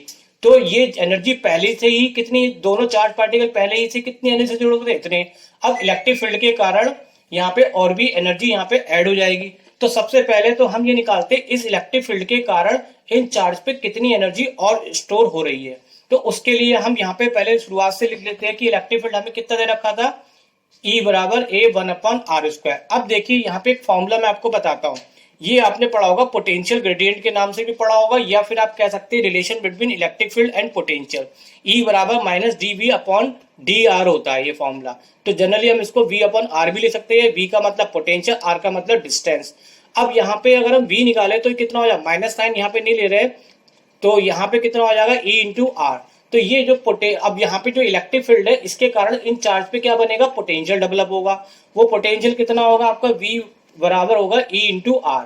अब यहाँ पे देखिए ये दोनों एक दूसरे से इक्वल डिस्टेंस पे प्लेस है। अगर हम यहाँ पे इसको मीन माने तो ये डिस्टेंस प्लेस है, तो यहाँ पे दोनों के लिए पोटेंशियल पे जो वैल्यू ली जाएगी आर की, वो क्या लेंगे, सेम। और ई की वैल्यू हमें क्वेश्चन में दे रखी है। ई की वैल्यू कितनी दे रखी थी, A1/r²। तो ये ई की जगह हमने ये लगा दिया, और आर, एक आर से आर हमारा क्या हो जाएगा, यहाँ पे ये कैंसिल हो जाएगा, तो V बराबर आ जाएगा A/r। तो ये तो हमने इलेक्ट्रिक फील्ड के कारण इन चार्ज पार्टिकल पे क्या निकाला, पोटेंशियल। बट पोटेंशियल तो हमने निकाली, लेकिन हमें चाहिए क्या थी, एनर्जी, क्योंकि हमें एनर्जी कैलकुलेट करनी है पूरे सिस्टम की कितनी होगी। तो एनर्जी को हम वर्क भी कह सकते हैं। और देखिए वर्क के लिए फॉर्मूला हम यहाँ से लेंगे, पोटेंशियल का फॉर्मूला हम जानते हैं V बराबर W/Q होता है। इससे W निकालेंगे तो ये हो जाएगा VQ। अब ये दो VQ इसलिए लगाए क्योंकि हमारे पास यहाँ पे दो प्रकार के चार्ज अलग अलग है, तो दोनों के कारण एनर्जी स्टोर होगी, तो इसलिए हमने इकट्ठा दोनों के लिए लगा दिया। अब यहाँ पे देखिए V1 और V2, यहाँ पे पोटेंशियल दोनों के लिए सेम है। क्यों, क्योंकि यहाँ पे डिस्टेंस सेम है, और जो कांस्टेंट है, क्योंकि हमारे पास अब V का फॉर्मूला आ गया A/r, तो डिस्टेंस सेम है और कांस्टेंट भी सेम है, इसलिए V1 और Q1 की, V1 और V2 की वैल्यू होगी वो सेम होगी। तो वो कितनी होगी, हम उसको लगा देते हैं। तो V1 की वैल्यू भी कितनी है, A/r, और Q1 क्या है, चार्ज है, तो ये 7 × 10⁻⁻⁶। और V2 की वैल्यू भी हमारे पास कितनी है, A/r, और Q2 की वैल्यू हो गई -2 × 10⁻⁻6। इसको अगर हम कैलकुलेट करें तो यहाँ पे ये हमने A/r हमने कॉमन निकाल दिया, और ये 10⁻⁻6 भी कॉमन निकाल लिया। तो 7 में से 2 को माइनस करेंगे तो कितना बचेगा, 5, और ये कॉमन वाला पार्ट हम ऐसे लिख देंगे। अब यहाँ पे जो हमें अदर वैल्यू थी हमारे पास किसकी, A की और R की जो वैल्यू है, A की वैल्यू तो हमारे पास क्वेश्चन में गिवन है ये वाली, और R यानी कि 9 सेंटीमीटर और 9 सेंटीमीटर दोनों सेम है। तो ये दोनों वैल्यू हम यहाँ पे लगा के कैलकुलेट करते हैं। तो यहाँ पे A की वैल्यू हमने लगाई कितनी, 9 × 10⁵, और R की वैल्यू है 9 सेंटीमीटर, सेंटीमीटर को मीटर में कन्वर्ट करेंगे तो -2 से मल्टीप्लाई करेंगे।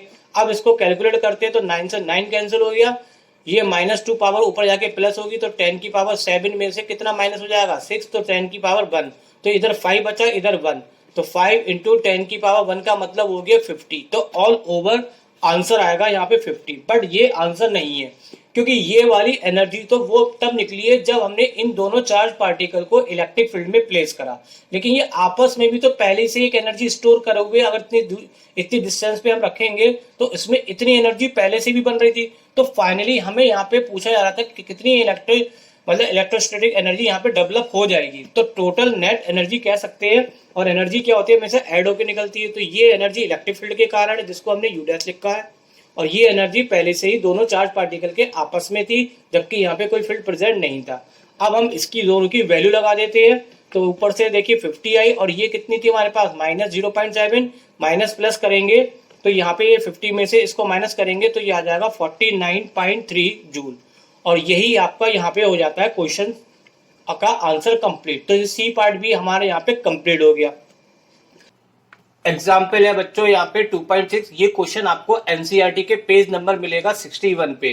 तो देखिए बच्चों यहाँ पे क्वेश्चन में कहा जा रहा है कि a molecule of a substance has a permanent electric dipole movement of a magnitude 10⁻⁻29 coulomb metre. तो देखिए बच्चों यहाँ पे मैं क्वेश्चन को पूरा पढ़ूंगा, टाइम भी लगेगा, लेकिन मैं आपको समझाता चलता हूँ क्वेश्चन के साथ साथ। तो देखिए यहाँ पे किस चीज के बारे में बात की जा रही है, बात करी जा रही है इलेक्ट्रिक डाइपोल मूवमेंट के बारे में। तो सबसे पहले तो आपको ये बच्चों पता होना चाहिए कि इलेक्ट्रिक डाइपोल होता क्या है। तो मैं आपको बताऊं, इलेक्ट्रिक डाइपोल एक ऐसा सिस्टम या अरेंजमेंट होता है जिसमें दो इक्वल और अपोजिट चार्ज एक दूसरे से बहुत स्मॉल डिस्टेंस पर प्लेस होते हैं। उस स्मॉल डिस्टेंस को हम कंसिडर कर लेते हैं 2a। तो ये एक ऐसा डाइपोल है। इस डाइपोल का आपको मूवमेंट दे रखा है, तो डाइपोल मूवमेंट का फॉर्मूला पड़ा है P बराबर Q इंटू कितना होता है 2a। तो इस पूरे की वैल्यू आपको यहाँ पे दे रखी कितनी 10⁻⁻29 कूलम मीटर। तो इस डाइपोल जो आपको यहाँ पर है उसका मूवमेंट जो दे रखा है, मूवमेंट को लिखते हैं पी से, उसकी वैल्यू है 10⁻⁻29 कूलम मीटर। अब आपसे कहा जा रहा है कि अ मोल ऑफ दिस सब्सटेंस, देखिए ये आपको ये जो डाइपोल है इसको वो यहाँ पे क्या कहना चाह रहा है, ये डाइपोल है, ये आपको कहना चाह रहा है ये सब्सटेंस का डाइपोल है, यानी कि ये एक सब्सटेंस है और उसके सब्सटेंस के हमने कितने मोल लिए, 1 मोल लिए और उसमें हमने अप्लाई करा इलेक्ट्रिक फील्ड। तो देखिए सबसे पहले तो मैं आपको बताऊं कि जैसे मैंने एक बॉक्स बना दिया, ये बॉक्स क्या है 1 मोल सब्सटेंस के लिए। इसका मतलब यहाँ पे बच्चों क्या है, ऐसे जो डाइपोल है ये डाइपोल कोई सब्सटेंस कह रहे हैं, तो ऐसे कई सारे सब्सटेंस इसके अंदर बहुत सारे प्रेजेंट होंगे। कितने होंगे, तो आपने देखिए केमिस्ट्री में पढ़ रखा होगा एक मोल में कितने मॉलिक्यूल्स होते या एटम्स होते, जो भी कुछ कह लीजिए, तो एक मोल्स में कितने होते, 6.022 इंटू 10⁻23 मॉलिक्यूल्स होते हैं। तो इस तरह के ये डाइपोल जो आपका यहाँ पे दिखाया गया है जिसको सब्सटेंस कहा जा रहा है, ये ऐसे कितनी संख्या में होंगे इसके अंदर, ये इनकी जो संख्या है, ये तो मैंने सिर्फ एक समझाने के हिसाब से बनाया है, इनकी एग्जैक्ट संख्या कितनी होगी, ये यहाँ पे एक मोल में जितने मॉलिक्यूल्स होते हैं एक मोल्स में जितने मॉलिक्यूल्स होते हैं उतनी ही इनकी क्या होगी, संख्या होगी। तो ये 6.022 इंटू 10⁻23 की संख्या में ये डाइपोल प्रेजेंट है। अब आपको कहा गया कि इसको इस एक मोल में जितने भी सब्सटेंस है उसमें हमने क्या अप्लाई करा, स्ट्रॉन्ग इलेक्ट्रिक फील्ड अप्लाई करा, कितना मैग्नीट्यूड का, 10⁻6 वोल्ट पर मीटर का। तो देखिए यहाँ पे मैंने जो लाइन दिखाई है पैरेलल लाइन, ये किसको शो कर रही है, ये शो कर रही है इलेक्ट्रिक फील्ड की, वो भी कैसा इलेक्ट्रिक फील्ड, स्ट्रॉन्ग। तो इसमें से हमने स्ट्रॉन्ग इलेक्ट्रिक फील्ड अप्लाई करा या पास करा, उस इलेक्ट्रिक फील्ड की जो वैल्यू है वो क्वेश्चन में दे रखी है कितनी, 10⁻6 वोल्ट पर मीटर की। तो अब आप जानते हैं कि जब किसी भी चार्ज पार्टिकल को, जैसे कि ये इलेक्ट्रिक फील्ड है, ये आपका इलेक्ट्रिक फील्ड है, इसमें कोई भी अगर चार्ज पार्टिकल रखेंगे तो ये चार्ज पार्टिकल अपनी जगह से डिस्प्लेस हो जाएगा, किसके कारण, इस पे लगने वाले फोर्स के कारण। तो सिमिलर वे में जो डाइपोल होता है वो खुद चार्ज पार्टिकल से मिलके बना होता है, तो जब इससे इलेक्ट्रिक फील्ड पास होगा तो ये चार्ज पार्टिकल अपनी जगह से क्या होने लगेंगे, थोड़ा थोड़ा डिस्प्लेस होने लगेंगे, और अपनी जगह से डिस्प्लेस होने को हम यहाँ पे क्या कहते हैं, पोलराइज कहते हैं। तो यही आपको क्वेश्चन में कहा जा रहा है कि जब हमें इसने स्ट्रॉन्ग इलेक्ट्रिक फील्ड लगाया तो अब यहाँ पे ये फील्ड की डायरेक्शन को चेंज देखा गया, कितना चेंज देखा गया, 60 डिग्री इलेक्ट्रिक फील्ड की डायरेक्शन अपनी जगह से चेंज हो गई। क्यों चेंज हो गई, क्योंकि ये डाइपोल भी अपनी जगह से कुछ क्या होगा, डिस्प्लेस हो गए। तो मैंने कुछ इस तरह से दिखा दिया, ये डिस्प्लेस हो गए, तो इससे जो पास होने वाला इलेक्ट्रिक फील्ड होगा तो उसकी डायरेक्शन भी चेंज हो गई। पहले डायरेक्शन इसके ऐसे थी, अब इस तरह से हो गई, और कितने एंगल पे डायरेक्शन चेंज हो जाती है वो आपको खुद बता रहा है, डायरेक्शन ऑफ इलेक्ट्रिक फील्ड कितनी चेंज हो जाती है, 60 डिग्री की। तो ये इलेक्ट्रिक फील्ड की डायरेक्शन कितनी चेंज हो गई बच्चों, यहाँ पे 60 डिग्री की चेंज हो गई।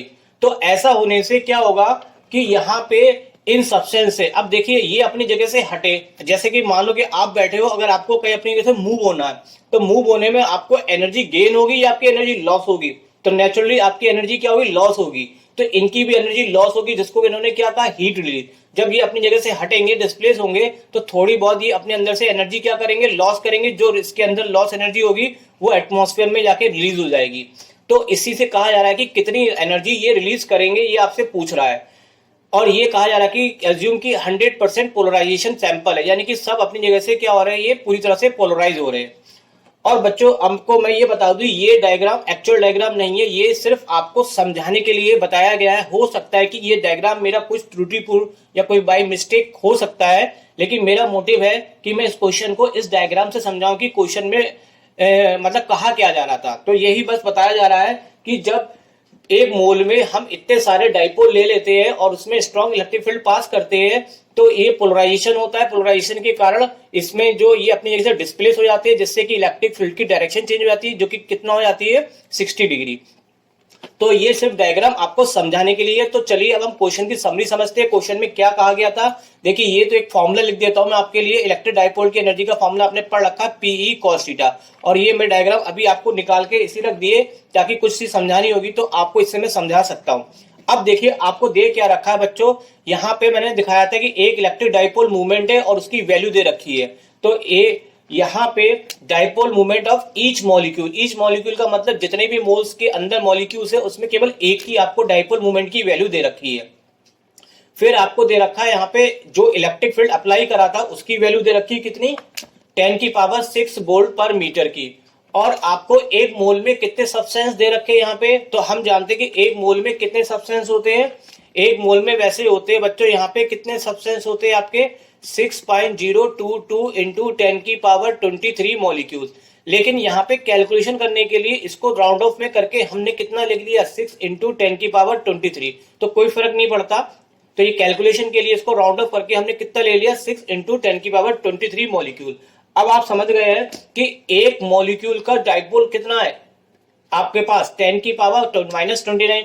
और अगर आपके पास इतने मॉलिक्यूल्स हो जाए तो उसका डाइपोल कितना होगा, तो उसका डाइपोल निकालने का मतलब है कि total dipole moment all the molecule को जब निकालेंगे तो एक वाले डाइपोल को हम इतने मॉलिक्यूल से क्या कर देंगे, मल्टीप्लाई कर देंगे। नेचुरली बात है, 1 रुपए में एक चीज आती है तो 10 रुपए में 10 चीज आएगी। तो ये वही वाली बात है कि 1 रुपए एक मॉलिक्यूल का डाइपोल मूवमेंट इतना है और इतने मॉलिक्यूल का क्या होगा, तो इसकी हमने इससे क्या कर दी, मल्टीप्लाई कर दी। मल्टीप्लाई में 10⁻23 है और ये -29 है। इसको सॉल्व करेंगे तो ये आपका आंसर आएगा कितना, यहाँ पर 23 में 29 माइनस करेंगे तो ये आ जाएगा -6। तो ये हमारे पास टोटल डाइपोल मूवमेंट हो गया इतने मॉलिक्यूल्स का जो कि एक मोल में थे। अब आपको यहाँ पे एक चीज और भी दे रखी है कि अब यहाँ पे देखिए इस डायग्राम से मैंने इसलिए समझाया कि पहले जो इलेक्ट्रिक फील्ड था वो इसके पैरेलल में था, यानी कि इस समय इनमें जो भी एनर्जी थी वो इनिशियल एनर्जी होगी, इनिशियल एनर्जी को ui। और इस केस में जब इसका डाइपोल चेंज हो गया तो इसमें एनर्जी का कुछ चेंज हुआ होगा या लॉस हुआ होगा, जो भी कुछ हुआ होगा तो उसको हम कह देते हैं फाइनल एनर्जी। और इससे दोनों एनर्जी को आपस में क्या करेंगे, हम माइनस करेंगे तो लॉस ऑफ एनर्जी निकल के आ जाएगी। तो सबसे पहले हमने इनिशियल एनर्जी का फॉर्मूला लगाया। एनर्जी का फॉर्मूला हमारे पास जनरली क्या होता है, U बराबर -PE cos थीटा होता है। तो ये हमने लगाया और इनिशियल के लिए हमने I वर्ड यूज कर लिया। अब इसमें हमने वैल्यू लगा रहे हैं, तो देखिए वैल्यू हमने कैसे लगा रखी है। टोटल डाइपोल मूवमेंट हमारे पास कितना है, 6 इंटू 10⁻⁻6 है। और जो इलेक्ट्रिक फील्ड है वो कितना है, 10⁻6 है। इस समय यहाँ पे ये इलेक्ट्रिक फील्ड लाइन इससे कितने एंगल पर है, इसके पैरेलल यानी कि 0 डिग्री पे है। तो cos 0 की वैल्यू कितनी हो गई, 1। अब अगर इसको सॉल्व करें तो -6 से +6 कट गया और cos 0 की वैल्यू कितनी हो गई, 1। और ये कितना हो गया, -6। और -6 की जब 1 से मल्टीप्लाई करेंगे तो कुल मिला के आ जाएगा -6 जूल। ये आ गया आपका इनिशियल। अब हम निकालेंगे इसी तरह से जब इसने अपनी पोजीशन चेंज करी तो कुछ ना कुछ एनर्जी का लॉस हो जाएगा। तो इस समय इसकी एनर्जी कितनी बची है, यानी कि फाइनल एनर्जी की बात करें तो फाइनल पोटेंशियल एनर्जी का फॉर्मूला तो सेम ही रहेगा, बस आई की जगह हमने यहाँ पे क्या लिख लिया, एफ का मतलब फाइनल, आई का मतलब इनिशियल। तो फॉर्मूला हमने यही लगाया PE cos थीटा। पी हमारे पास कितना है, टोटल डाइपोल मूवमेंट कितना है, यही। और इलेक्ट्रिक फील्ड भी सेम ही है। लेकिन अब यहाँ पे चेंज क्या हुआ कि यहाँ पे इलेक्ट्रिक फील्ड की डायरेक्शन यहाँ पे पहले 0 डिग्री थी, अब कितना हो गई 60 डिग्री। तो बस ये वैल्यू हमारी यहाँ पे डिफरेंट है। अब हम इसको सॉल्व करें तो सॉल्व करने के बाद ये -6 से +6 कट गया, 10 cos 60 की वैल्यू जानते हैं 1/2 और 2 से इसको काटेंगे तो 3। तो ये एनर्जी आ जाएगी -3 जूल। अब ये इससे डिस्प्लेस कुछ हुआ तो एनर्जी का लॉस हुआ, तो एनर्जी जो लॉस होगी वही हमारी क्या कहलाएगी, एनर्जी रिलीज बाय सब्सटेंस। तो एनर्जी रिलीज बाय सब्सटेंस क्या निकलेगा, चेंज इन एनर्जी से निकलेगा, फाइनल माइनस इनिशियल। चेंज के लिए हमने डेल्टा यू लिया है और हम यहाँ पे इसकी वैल्यू लगा दी हमने। फाइनल की हमारे पास कितनी है, -3 जूल थी तो -3 लगाई और माइनस ये वाला हो गया और यू आई की यानी कि वैल्यू कितनी थी इनिशियल आपकी -6। और यहाँ पे हम इसको अगर सॉल्व करें तो ये माइनस और माइनस मिलके क्या बन जाएगा, प्लस, और 6 में से 3 जाएगा तो बचेगा आपका 3 जूल। तो इतनी एनर्जी का लॉस हुआ और जो एनर्जी लॉस होगा वही हीट एनर्जी क्या होगी, रिलीज होगी। तो बच्चों यहाँ पे यही आपसे पूछा जा रहा था कि कितनी एनर्जी रिलीज होगी। एग्जाम्पल है बच्चों 2.7 पेज नंबर है आपका एनसीईआरटी का 64। यहाँ पे 4 क्वेश्चन दे रखे हैं, मैं आपको एक एक क्वेश्चन करके समझाता हूँ। तो सबसे पहले मैंने फर्स्ट क्वेश्चन ले लिया। फर्स्ट क्वेश्चन में कहा जा रहा है कि कॉम्ब को जब हम ड्राई हेयर से क्या करते हैं, सेट करते हैं और उसको स्मॉल बाइट पेपर के पास लाते तो वो उससे क्या होता है, अट्रैक्ट हो जाता है। तो इसका हमें रीजन बताना है ऐसा क्यों होता है। लेकिन अगर उसी यानी कि हेयर हमारे वेट हो, गीले हो तो उस केस में ऐसा नहीं होता, या फिर रेनी डे का टाइम चल रहा तब भी ऐसा नहीं होता। तो इसका रीजन क्या है मैं आपको बताता हूँ। तो यहाँ पे ये एक लड़की है जिसके बाल कैसे, ड्राई हेयर है। ये अपने बालों को इस कॉम्ब से क्या कर रही है, सेट कर रही है। तो सेट करने पे ये इससे क्या कर रही है, फ्रिक्शन कर रही है। फ्रिक्शन से क्या होगा, फ्रिक्शन से क्या होता है बच्चों, चार्ज क्या होता है, एक बॉडी से निकल के दूसरी बॉडी में ट्रांसफर हो जाता है। ये आपने पढ़ रखा होगा। तो ये कॉम्ब जो होगा ये चार्ज हो जाएगा। चार्ज होने का मतलब है या तो इस पे पॉजिटिव चार्ज आ जाएंगे या फिर निगेटिव आ जाएंगे, कोई भी एक चार्ज। तो सपोज मैं मान लेता हूं यहाँ पे क्या चार्ज होगा, ये पॉजिटिव चार्ज यहाँ पे क्रिएट हो गए। अब पॉजिटिव चार्ज क्रिएट होने से क्या होगा, ये यहाँ पे, अब यहाँ पे मैं इस कॉम को एक पेपर के टुकड़ों के पास लेके आता हूं, तो ये पेपर के टुकड़ों को क्या करेगा, अपनी ओर अट्रैक्ट करेगा। अब ये इसने अपनी ओर अट्रैक्ट क्यों करा, बस यही आपको बताना है। तो देखिए मैं आपको बताता हूँ, पेपर जो है, पेपर बच्चों यहाँ पे क्या है, मैंने ये एक छोटे से पेपर को इनलार्ज करके बनाया है। इसमें छोटे छोटे डाइपोल्स होते हैं। छोटे छोटे क्या होते हैं बच्चों, डाइपोल्स होते हैं। तो डाइपोल्स में क्या होते हैं, एक पॉजिटिव और निगेटिव चार्ज होता है। तो ये पॉजिटिव निगेटिव चार्ज से मिलके बने होते हैं, छोटे छोटे डाइपोल्स होते हैं कुछ इस तरीके से। कुल मिला के ये पेपर क्या होता है, न्यूट्रल होता है, इसमें कोई चार्ज नहीं होता। अब यहाँ पे हम क्या लेके आए, कॉम लेके आए। ये हम एक कॉम लेके आए। कॉम पे सपोज यहाँ पे चार्ज कैसा था, पॉजिटिव था। तो ये पॉजिटिव क्या करेगा, इस अंदर के सारे डाइपोल को क्या करेगा, इसके नेगेटिव चार्ज को अट्रैक्ट करेगा। तो ये डाइपोल जो होंगे कुछ इस तरह से होगा कि इसमें स्लाइडली नेगेटिव इधर बन जाएंगे, पॉजिटिव इधर आ जाएंगे। जितने भी इसके अंदर डाइपोल होंगे उसमें नेगेटिव इधर आ जाएगा, पॉजिटिव इधर आ जाएगा। कहने का मतलब ये पेपर को क्या करेगा, पोलराइज करेगा। पोलराइज करेगा, पोलराइज का मतलब होता है कि चार्ज अपनी जगह से क्या होता है, डिस्प्लेस हो जाता है। इस प्रोसेस को हम क्या बोलते हैं, पोलराइजेशन। तो पोलराइजेशन के कारण ये क्या करेगा, इसको अट्रैक्ट करेगा। तो चलिए मैं आपके लिए लिख के भी देता हूं, ताकि आपको कोई भी इसका आंसर बताने में दिक्कत नहीं आए, कहीं भी कुछ भी नोट्स की जरूरत ना पड़े। तो देखिए इसका रीजन क्या है कि कॉम क्या होता है, गेट चार्ज बाई फ्रिक्शन। तो इसने इसको क्या करा, फ्रिक्शन करा और ये चार्ज हो गया। चार्ज होने के बाद क्या करा इसने, the molecule in the paper gets polarise. ये जब इसको इसके पास लेके आए तो इसने पेपर को क्या कर दिया, पोलराइज कर दिया। पोलराइज का मतलब मैंने आपको बताया, थोड़ा सा चार्ज क्या होता है, डिस्प्लेस हो जाता है। तो डिस्प्लेस होने से चार्ज इसकी तरफ अट्रैक्ट होगा। तो रीजन ये होगा कि पेपर इसकी तरफ क्या करेगा, मूव करेगा। तो रिजल्ट क्या हो गया, नेट फोर्स क्या हो गया, अट्रैक्शन बन गया। अब दूसरा केस लेते हैं। दूसरा केस कहा था कि अगर हेयर कैसे हो, वेट हो या फिर रेनी डे का टाइम हो। तो देखो बरसात के टाइम में कुछ मॉइस्चर भी होता है, या रेनी डे का टाइम हो या फिर वेट हो, कुछ भी कह सकते हैं।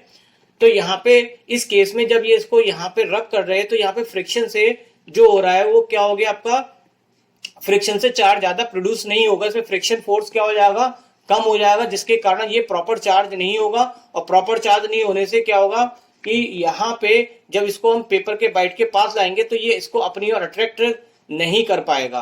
तो यही इसका रीजन है। तो क्या हो गया इसका reason, if the hair is wet, अगर बाल गीले होंगे तो रेनी डे का टाइम होगा तो फ्रिक्शन फोर्स जो होगा हेयर और कॉम के बीच का वो रिड्यूस हो जाएगा, कम हो जाएगा। यानी कि इसके बीच में फ्रिक्शन फोर्स कम लगेगा तो ये प्रॉपर तरीके से चार्ज नहीं होगा। और चार्ज नहीं होगा तो ये क्या नहीं करेगा, कॉम को अपनी ओर अट्रैक्ट नहीं करेगा। बस यही इसका रीजन है। तो यहाँ पे ये इसका क्या हो गया, प्रॉपर आंसर हो गया। और बच्चों डायग्राम का कोई मतलब नहीं है, इससे कोई आपका लेना देना नहीं होता। ये सिर्फ मैं आपको, सिर्फ आपके दिमाग में क्वेश्चन अच्छे से क्लियर हो जाए, कॉन्सेप्ट क्लियर हो जाए, इस चीज के लिए मैं आपके लिए मेहनत करके ये डायग्राम्स बनाता हूं, ताकि आपको हर चीज आपका माइंड में कॉन्सेप्ट क्लियर हो जाए। तो आप डायग्राम बनाने की आवश्यकता नहीं है, कहीं आप इस पे टाइम वेस्ट करें, कोई जरूरत नहीं है। सिर्फ आपको ये लिखना है, आपको जो मैंने यहाँ पे लिख के दिया है। तो ये हो गया फर्स्ट क्वेश्चन। अब इसी का हम करते हैं सेकंड पार्ट। सेकंड पार्ट में कहा गया था ऑर्डिनरी रबड़, रबड़ जो होती है वो इंसुलेटर होती है। इंसुलेटर का मतलब है उसमें करंट का फ्लो नहीं होता है। लेकिन जो स्पेशल रबड़ टायर, जब हम एयरक्राफ्ट की बात करते हैं तो एयरक्राफ्ट में जो टायर में रबड़ लगाते हैं वो एक स्पेशल टाइप की होती है, जो स्लाइटली क्या होती है, कंडक्टिंग होती है, यानी कि उसमें से करंट पास हो जाता है थोड़ा बहुत। तो ऐसा क्यों है, ऐसा क्यों करते हैं, ये हमें इसका बताना है। तो देखिए चलिए मैं आपके पहले डायग्राम बनाता हूँ, पिक्चर्स से आपको बहुत अच्छे से क्लियर होता है। ये इसके एयरक्राफ्ट के बच्चों यहाँ पे क्या है, ये एयरक्राफ्ट के टायर है। तो ये टायर जो है वो एक स्पेशल रबड़ के बनाए गए हैं, कैसे, जो कि स्लाइटली कंडक्टिंग में। अब ऐसा क्यों है, ऐसा इसका रीजन है, चलिए मैं आपको लिख के भी समझा देता हूं कि जब टायर जो स्पेशल रबड़ के इसलिए बनाए जाते हैं कि स्लाइटली, क्योंकि जब ये लैंडिंग करता है तो ये रनवे पे बहुत तेजी से दौड़ रहा होता है, बहुत तेजी से दौड़ रहा था। इसकी स्पीड इतनी ज्यादा होती है कि उसमें फ्रिक्शन बहुत ज्यादा होता है। तो यानी कि ड्यूरिंग लैंडिंग, लैंडिंग के समय एयरक्राफ्ट क्या होता है, एक्यूमुलेट कर देता है, लार्ज अमाउंट में चार्ज बन जाता है। किसके कारण, फ्रिक्शन के कारण, क्योंकि इसमें स्पीड बहुत तेज होती है रनवे की, इसलिए फ्रिक्शन के कारण से बहुत हाई चार्ज प्रोड्यूस हो जाता है। अब ये चार्ज, अगर ये चार्ज यहाँ पर जो बना है इसकी बॉडी पे ही रहेगा या आसपास रहेगा, तो ये चार्ज क्या कर सकता है, इसी से क्या कर सकता है, इसको रिएक्शन कर सकता है और इसमें फ्यूल बहुत हाई लेवल का होता है। तो ये फ्यूल के कारण इसमें क्या होता था, कुछ भी ब्लास्ट टाइप की चीज हो सकती है। तो सेफ्टी के लिए यहाँ पे क्या करते हैं, जब जो चार्ज यहाँ पे बनेगा, एयर में भी बनते हैं चार्ज और इसके यहाँ पे फ्रिक्शन में भी बनते हैं, दोनों ही तरफ चार्ज बनते हैं। तो जो भी चार्ज बनते हैं, जो इस बॉडी पे चार्ज रहते हैं एयरक्राफ्ट की, वो इस टायर के द्वारा कहाँ चले जाते हैं, अर्थ में ट्रांसफर हो जाते हैं। अब अर्थ में ट्रांसफर हो जाते हैं तो इसकी पूरी बॉडी पे कोई चार्ज नहीं रहता है और ये चार्ज लेस हो जाता है। बस इससे ये क्या होता है, प्लेन आपका क्या हो जाता है, सेफली डिस्चार्ज हो जाता है। तो बस यही आपका मेन रीजन है। तो चलिए मैं एक बार और बताता हूं, जब लैंडिंग करते हैं एयरक्राफ्ट को तो लार्ज अमाउंट में स्टैटिक चार्ज बनता है, किसके कारण, फ्रिक्शन के कारण, वो भी किसमें, टायर और रनवे के कारण। और किसका रीजन, हाई स्पीड।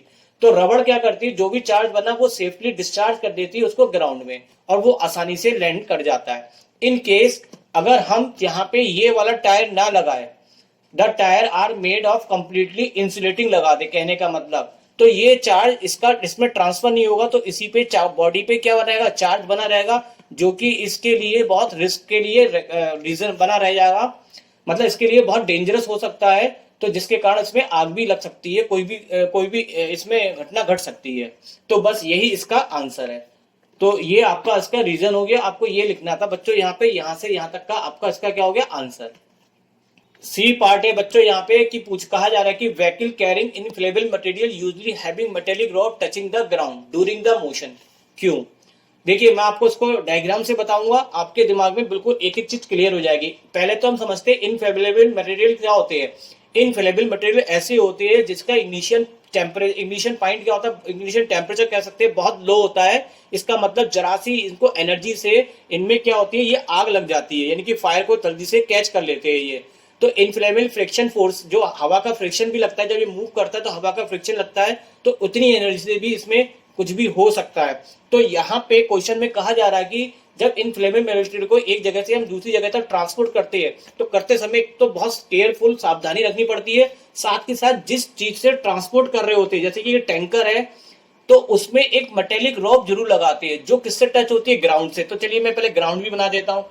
तो ये मटेरियल जो ये यहाँ पे मैं दिखाऊं, तो ये आपकी मटेरिक रॉड है, ये किससे कनेक्ट, ये किससे जब टैंकर आगे बढ़ता है तो ये इससे टच करती हुई चलती है ग्राउंड से।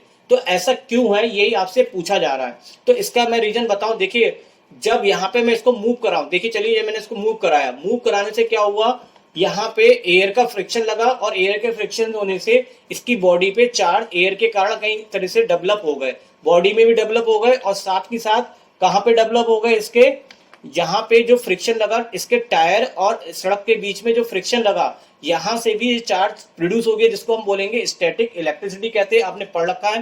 कहने का मतलब है जब ये टैंकर मूव करेगा तो फ्रिक्शन के कारण एयर में इसकी बॉडी पे या फिर टायर और सड़क में इसके में चार्ज प्रोड्यूस हो जाएगा। अगर ये चार्ज यहाँ से हटाया नहीं गया तो ये इसमें क्या करेगा, ये इनके अंदर जो इनफ्लेमेबल मटेरियल भरे हुए हैं उससे इनका खतरा हो सकता है, कोई भी इससे कैच फायर कर सकता है और ब्लास्ट हो जाएगा ये। तो इस केस में यहाँ पे हम क्या करते हैं, ये मेटेलिक रोप लगा देते हैं। मेटेलिक रोप क्या करती है, जहाँ पे जो भी इसके चार्ज आता है, चाहे वो टायर में कहीं पर भी, वो सारा चार्ज ट्रांसफर हो जाता है किसमें, चेन के द्वारा किसमें ट्रांसफर हो जाता है, ये आपका ग्राउंड में ट्रांसफर हो जाता है सारा चार्ज, और इस पे कोई भी चार्ज नहीं रहता और कोई रिस्क नहीं रहता। तो यही इसका रीजन है।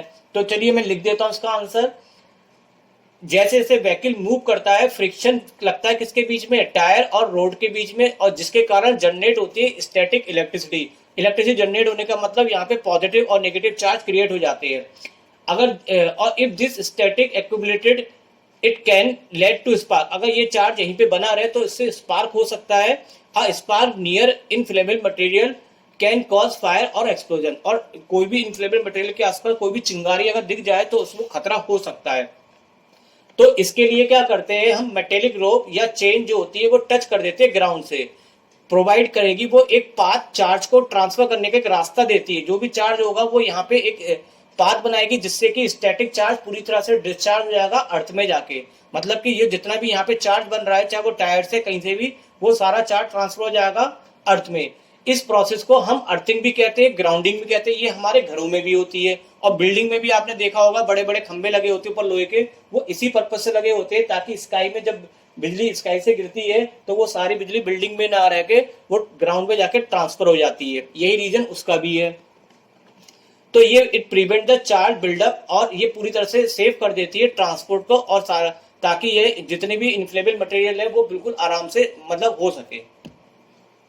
तो यहाँ पे ये इसका क्या हो गया, आंसर हो गया। डायग्राम नहीं बनाना है, कुछ भी नहीं बनाना है, सिर्फ समझाने के लिए आपको तो फिर यहाँ से लेके यहाँ तक इसका आंसर लिखना है। अब बचा इसका डी पार्ट। तो डी पार्ट में आपसे कहा गया था a bird perch on a bare high power line, मतलब परचेस का मतलब होता है सिटिंग होना, बैठना। जब कोई बर्ड किसी एक इलेक्ट्रिक जो कि बहुत हाई वोल्टेज की लाइन जा रही होती है उस पर बैठती है तो उसको कुछ भी नहीं होता, लेकिन उसी उसी वायर पे अगर सेम लाइन पे उसी वायर पे अगर कोई इंसान टच हो जाए जो ग्राउंड पे खड़ा होता है तो उसको एक बहुत बड़ा शॉक लगता है और उससे कुछ भी हो सकता है। तो ये पूछा जा रहा क्यों। तो चलिए मैं आपके लिए एनिमेशन करता हूं। यहाँ पे ये इलेक्ट्रिक के वायर है और ये नीचे क्या ग्राउंड है, सड़क है। ये वायर बहुत हाई पावर के है, इसमें काफी वोल्टेज है हाई लेवल का। तो यहाँ पे मैं एक दिखाता हूँ, यहाँ पे ये कोई बर्ड बैठ गया, कोई पक्षी इस तरह से बैठता है। तो पक्षी जब बैठता है तो आप नोटिस करेंगे वो केवल एक ही वायर पे बैठता है। जब एक ही वायर पे बैठता है तो या तो उसको पॉजिटिव मिलता है या फिर उसको क्या मिलेगा, नेगेटिव मिलेगा। कहने का मतलब एक ही चीज पे बैठने का मतलब है सेम पोटेंशियल होना। बच्चों क्या होना, सेम पोटेंशियल होना। तो सेम पोटेंशियल के कारण क्या होता है कि यहाँ पे कोई भी चार्ज मूव नहीं होता। चार्ज कब मूव होता है, चार्ज जब मूव होता है जब एक तरफ हाइयर पोटेंशियल हो और एक तरफ क्या हो, लोअर पोटेंशियल हो। तो हाइयर पोटेंशियल से लोअर पोटेंशियल पे चार्ज मूव होता है, लेकिन अगर दोनों चार्ज यहाँ पे क्या हो, सेम हो, तो कोई भी चार्ज का फ्लो नहीं होता। तो रीजन ये है कि जब इस पे पूरी बॉडी पे पॉजिटिव है, इस पे भी वायर पे पॉजिटिव है, तो कोई भी चार्ज इसकी बॉडी में ट्रांसफर नहीं होगा, तो इसको कोई भी करंट नहीं लगेगा। अब इसके अपोजिट बात करें, अगर एक आदमी ऐसा है जो जमीन पे भी खड़ा है और सीधा सीधा इसके वायर इसके टच हो गए, यहाँ पे वायर से टच हो गया, तो इसको क्या लगेगा, शॉक लग जाएगा। इसको क्या लगेगा, करंट लगेगा। उसका रीजन क्या है कि यहाँ पे जो ग्राउंड है उस पर कोई भी चार्ज नहीं था, उसका पोटेंशियल क्या था, जीरो। और ऊपर जो है वायर जा रहा था, इसका पोटेंशियल क्या था, बहुत ज्यादा था। तो अब आप समझ गए, यहाँ पे हाई पोटेंशियल है, यहाँ पे लो पोटेंशियल है। तो पोटेंशियल हाई से लो होने पे चार्ज मूव करेगा कहाँ पे, नीचे की तरफ। और इसका मतलब है अब यहाँ पे कोई रास्ता तो है नहीं एयर में, तो रास्ता ये कहाँ बनाएगा, इसकी बॉडी को ही अपना रास्ता बना लेगा। तो यहाँ से जितना भी चार्ज होगा वायर का वो ग्राउंड में क्या होने लगेगा, ट्रांसफर। लेकिन इसकी बॉडी के द्वारा, जो आदमी है इसकी बॉडी में से जब चार्ज पास होगा तो ये इसमें इसको एक बहुत हाई लेवल का शॉक यानी कि करंट लगेगा और इसके संग कुछ भी हो सकता है। तो यही इसका रीजन है कि यहाँ पे सेम पोटेंशियल के कारण कोई भी इसको शॉक नहीं लगता है। यहाँ पे पोटेंशियल इसका हाई एक तरफ हो जाता है, यानी टॉप का पॉइंट हाई और नीचे का पॉइंट लो, और यहाँ पे चार्ज का फ्लो हो जाता है, लेकिन यहाँ पे सबका चार्ज इसका सेम बना रहता है। तो चलिए इसको मैं लिख देता हूँ कि क्या लिखना क्या है कि the bird sit on the one wire. Bird जो होती है केवल एक ही वायर पे बैठती है, तो उसके दोनों पैर जो होते हैं वो सेम पोटेंशियल पे होते हैं। यहाँ पे भी पॉजिटिव है, यहाँ पे भी पॉजिटिव, तो कोई चार्ज इसमें ट्रांसफर नहीं हो रहा। तो नो पोटेंशियल डिफरेंस, कोई भी पोटेंशियल डिफरेंस नहीं हो रहा, जिसके कारण कोई करंट फ्लो बर्ड में नहीं होगी और वो बिल्कुल सेफ रहेगा। इसके अगेंस्ट बात करें, जब कोई आदमी टच करता है हाई पावर लाइन को, जबकि वो कहाँ खड़ा हुआ है, ग्राउंड पे, तो ये ग्राउंड पे खड़ा हुआ और टच कर रहा है हाई पावर लाइन को, तो ये एक पाथ क्रिएट कर देता है करंट के फ्लो का। तो यानी कि ये यहाँ पे एक रास्ता बना दिया इसने करंट को पास करने के लिए। और ग्राउंड जो होती है वो जीरो लेवल पे होती है, और जबकि वायर जो होते हैं वो हाई लेवल के कारण होते हैं, तो इसमें लार्ज अमाउंट में पोटेंशियल डिफरेंस हो जाता है, जिसके कारण करंट फ्लो होती है वायर से कहाँ पे, ग्राउंड में। और रीजन क्या होता है, ये हाई करंट मैन की बॉडी से पास होती है, जिसके कारण मैन को क्या लगता है, एक हाई लेवल का शॉक लगता है, और उसके कारण इसके संग कुछ भी हो सकता है। तो बच्चों यहाँ पे ये इसका आंसर है। फिर से बता रहा हूँ, एनिमेशन के लिए डायग्राम बनाए गए, सिर्फ समझाने के लिए लिखना आपको सिर्फ यही है। एग्जाम्पल है बच्चों यहाँ पे 2.8 एनसीईआरटी की जो न्यू बुक है उसमें ये क्वेश्चन मिलेगा आपको पेज नंबर 71 पे। क्वेश्चंस में आपको बताया जा रहा है कि a slab of material of dielectric constant K has the same area as the plate of parallel plate capacitor but has thickness 3/4 D, where D is the separation of the plate. How is the capacitance change when the slab is inserted between the plates? तो देखिए बच्चों, यहाँ पे जो फॉर्मूले use होंगे वो मैंने पहले स्क्रीन पे लिख लिए। अब मैं आपको यहाँ पे एक पूरी तरह से पिक्चर की तरह से आपको मैं समझा देता हूँ इमेजेस के द्वारा। तो सबसे पहले आपके पास क्या है, एक पैरेलल प्लेट कैपेसिटर है। ये पैरेलल प्लेट कैपेसिटर उस केस में है जब इसमें कोई भी डाइलेक्ट्रिक कांस्टेंट हमारा फिल नहीं है, कोई भी डाइलेक्ट्रिक कांस्टेंट नहीं है। उस केस में यहाँ पे प्लेटों के बीच की डिस्टेंस हमें क्वेश्चन में यही दे रखी है, कितनी है, डी डिस्टेंस आपको यहाँ पे प्लेटों के बीच की दे रखी है। अब हमने मान लिया इस केस में जो इलेक्ट्रिक फील्ड बन रहा है वो कितना ई नॉट है और पोटेंशियल कितना आपका वी नॉट है। तो ये आप जानते हैं, आपने एक फॉर्मूला पढ़ा था इलेक्ट्रिक फील्ड और पोटेंशियल ग्रेडियंट में रिलेशन होता है ई बराबर minus D V upon D R.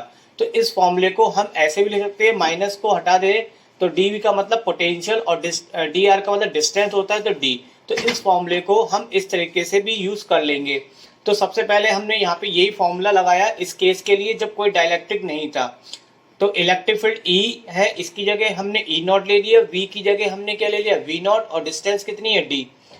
तो इससे हम वी नॉट की वैल्यू निकालते हैं तो इसकी क्रॉस मल्टीप्लाई करेंगे तो वी नॉट बराबर कितना आ जाएगा आपका, ई नॉट डी आ जाएगा ये। अब देखिए यहाँ पे क्वेश्चंस में कहा गया था कि भाई इसके बीच में हमने क्या रखा, एक डाइलेक्ट्रिक स्लैब इंसर्ट करा। तो यहाँ पे आपको बताया जा रहा था कि जब स्लैब को हम इंसर्ट करते हैं तो ये डाइलेक्ट्रिक स्लैब है और इसकी थिकनेस आपको दे रखी कितनी, 3/4d। तो देखिए मैं इसकी थिकनेस दिखा देता हूँ। थिकनेस को हम लिखते हैं t से, तो इसकी थिकनेस कितनी दे रखी है, 3/4d दे रखी है। और अब देखिए रिमेनिंग डिस्टेंस अगर निकाले विदाउट, जिसमें डाइलेक्ट्रिक लाई नहीं कर रहा है, तो पूरे d में से d डिस्टेंस हमारी जो पूरी थी, ये डिस्टेंस हमारी पूरी क्या थी, डी। तो इसमें से हम टी को क्या कर देते हैं, माइनस कर देते हैं। तो रिमेनिंग डिस्टेंस कितनी बचेगी, डी माइनस टी। अब यहाँ पे दो इलेक्ट्रिक फील्ड बनेंगे, एक तो ये प्लेट पे जो चार्ज है इसके कारण बनेगा और ये कहलाएगा आपका ई नॉट, ये कहलाएगा विदाउट डाइलेक्ट्रिक कांस्टेंट की वजह से। और दूसरा यहाँ पे देखिए जब हम डाइलेक्ट्रिक प्लेस करते हैं कैपेसिटर में तो इसके चार्ज क्या होते हैं, अपनी जगह से डिस्प्लेस हो जाते हैं, जिसके कारण इसमें भी क्या बन जाएगा, एक इलेक्ट्रिक फील्ड बन जाएगा डाइलेक्ट्रिक के कारण, उसको हम लिखेंगे ई से। तो अब देखिए यहाँ पे जो पोटेंशियल का फॉर्मूला होता है, किसी भी चीज का पोटेंशियल जब निकालेंगे तो फॉर्मूला होता है ई इंटू डी।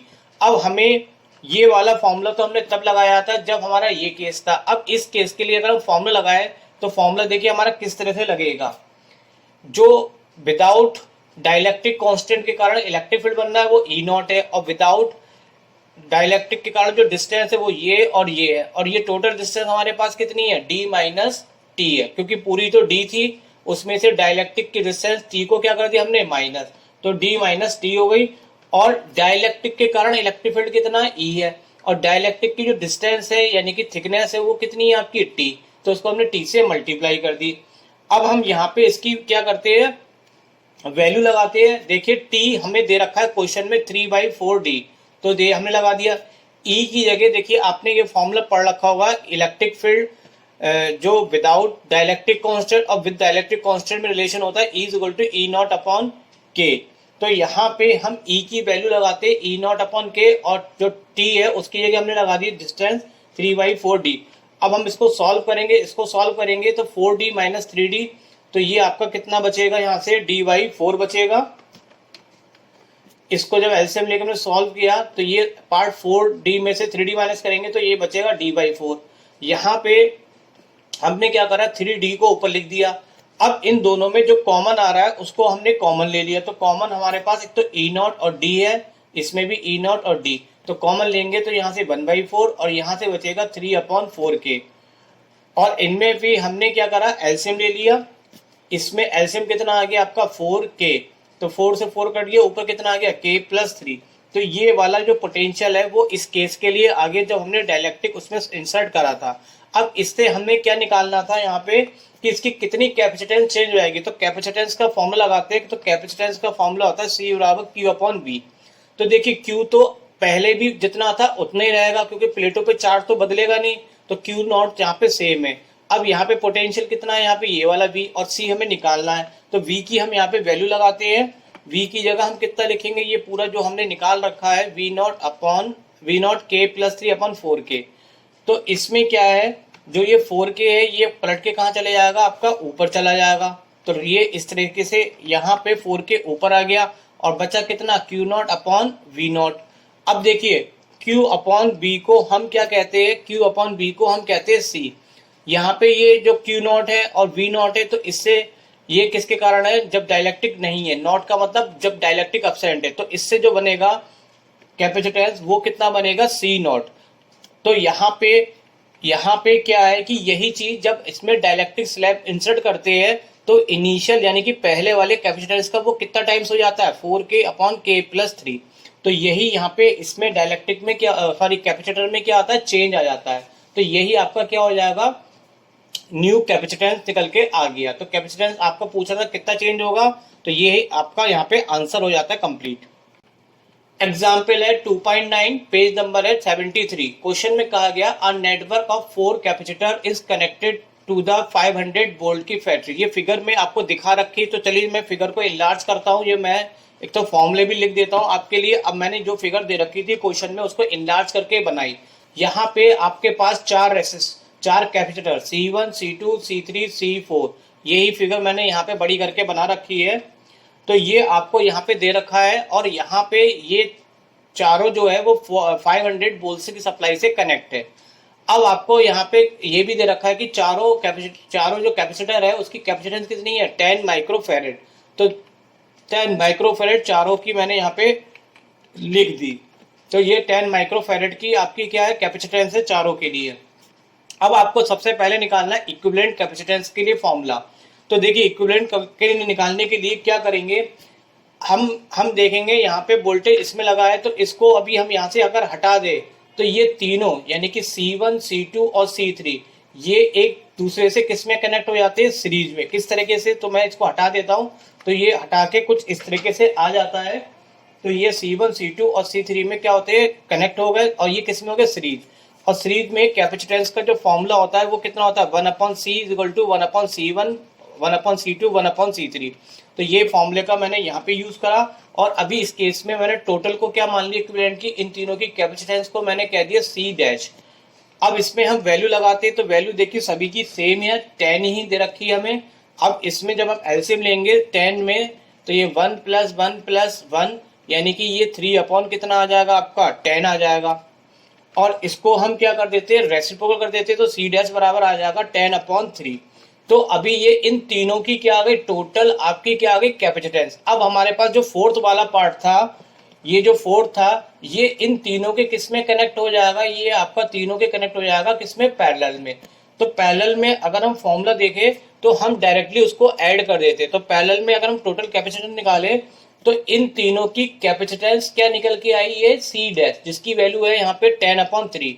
और C4 हमारे पास है, तो पैरेलल में कितना आएगा, C डैश प्लस C4। और इसमें अगर हम वैल्यू लगाते हैं तो C डैश की वैल्यू है 10/3 और C4 की हमारे पास कितनी है, 10। अब इसको भी अगर हम सॉल्व करें तो इसमें एलसीएम का 3 ले तो 10 प्लस कितना होगा, 30, और ये आ जाएगा आपका कितना, 40/3। और इसको 40 को 3 से डिवाइड करेंगे तो ये आ जाएगा आपका 13.33। और आंसर माइक्रोफेरेड में ही आएगा क्योंकि क्वेश्चन में भी माइक्रोफेरेड दे रखा था। तो ये पहला वाला पार्ट तो हमारा बच्चों हो जाता है कंप्लीट। अब दूसरे में क्या पूछा गया है कि चार्ज निकालना है ईच कैपेसिटर पे, यानी कि C1, C2, C3, C4 पे हमें क्या निकालना है, चार्ज। तो चलिए इसको निकालने के लिए थोड़े से फॉर्मूले और लगेंगे, वो लिख देता हूँ। और यहाँ पे अब मैंने इस डायग्राम को कुछ इस तरीके से बनाया, ये तीनों किसमें कनेक्ट है, सीरीज में। तो ये तीनों को मैंने सीरीज में कनेक्ट कर दिया और ये वाला पार्ट इसके संग किसमें था, पैरेलल में। जैसे कि अभी हमने पहले वाले पार्ट में निकाला था, इन तीनों का अलग निकाला था, उसके संग पैरेलल में हमने कनेक्ट करा। अब आप देखिए यहाँ पे चार्ज निकालना है, तो चार्ज अगर यहाँ पे मैं बैटरी लगा दूं, बैटरी लगा के दिखा देता हूँ, प्लस माइनस प्लस से बैटरी अगर कनेक्ट कर दूं तो बैटरी से जो करंट जाएगा, इन सब में करंट और चार्ज क्या जाएगा, सेम रहेगा। तो चार्ज सीरीज में क्या रहता है, सेम, लेकिन इधर जो चार्ज आएगा वो डिफरेंट हो जाएगा। तो कहने का मतलब है कि C1, C2, C3 में सेम चार्ज फ्लो होगा। इनमें मैं पोटेंशियल ले लेता हूँ, कैपेसिटेंस में कितना, V1, V2, V3 मैंने ले लिया कि इसमें पोटेंशियल कितना अप्लाई हो रहा है, V1, V2, V3। अब देखिए तीनों में चार्ज की वैल्यू क्या होगी, सेम, C1, C2 और C3 में। अब आप देखेंगे बच्चों, यहाँ पे आपने पढ़ रखा होगा, जो पोटेंशियल होता है पैरेलल में सेम होता है, यानी कि इसमें कितना पोटेंशियल होगा, 500, और इन तीनों में भी मिला के कितना होगा, यहाँ पे 500 होगा, क्योंकि ये वोल्टेज जो है दोनों के, इसके और इन पूरे के क्या पैरेलल में है। अब सबसे पहले हम यहाँ पे इसमें टोटल पोटेंशियल हमें इन तीनों का पता है, V1 प्लस V2 V3 का। तो पोटेंशियल जो होता है वो सबके सम्स के इक्वल होता है। तो हमने इसका potential V1 plus V2 V3 हमने टोटल V के बराबर लगाया। अब V बराबर फॉर्मूला कितना होता है आपका, तो V बराबर C बराबर, देखिए C बराबर फॉर्मूला आपका लिखा हुआ Q अपॉन V। अगर इससे V निकालेंगे तो C को नीचे ले जाएंगे तो Q अपॉन C आ जाएगा। अब Q तो सब में सेम है यहाँ पे, लेकिन इसके लिए कैपेसिटेंस कितनी होगी, C1 C2 C3। अब हम इनकी क्या करते हैं, वैल्यू लगाते हैं। देखिए V टोटल इन तीनों के बीच का पोटेंशियल कितना है 500, और C1 की वैल्यू कितनी थी, यहाँ पे सब आपको क्वेश्चन में दे रखा था, चारों कैपेसिटर कितने के थे 10 माइक्रोफैरेड के। तो इसमें हमने 10 वैल्यू लगा दी। अब अगर इसको सॉल्व करेंगे तो ये आपका आ जाएगा, सॉल्व करके एलसीएम 10 ले लेंगे तो 3Q अपॉन 10, और Q की वैल्यू निकालेंगे तो ये आ जाएगा 5000, इसकी इससे मल्टीप्लाई करके 5000 अपॉन 3। और इसको हम इस तरह से लिख सकते हैं, ये 3 जीरो को हटा के हमने इसको किस में लिख दिया, 10 की पावर 3 में। अब 5 को अगर हम 3 से डिवाइड करेंगे तो ये डिवाइड होके आएगा 1.66 और 10 की पावर 3। ये आपका जो आंसर आया माइक्रो फैरेड में आया। क्वेश्चन में जो एनसीईआरटी की बुक है उसमें फैरेड में दे रखा है। तो यहाँ पे फैरेड में बदलने के लिए एक माइक्रो फैरेड में कितने होते हैं 10 की पावर -6, और -6 में से ये 3 लेस करेंगे, और यहाँ पे मैंने इसको राउंड ऑफ करके लिख रखा है 1.7। तो लेस करने पे जो आंसर आएगा वो आपका आएगा 1.73 इंटू 10 की पावर -3। तो ये एक तो आपका आधा आंसर आ चुका है। इन तीनों में जो चार्ज है वो क्या, क्यू क्या था, सेम। तो तीनों में चार्ज की वैल्यू आ गई 1.7 इंटू 10 की पावर -3 फैरेड।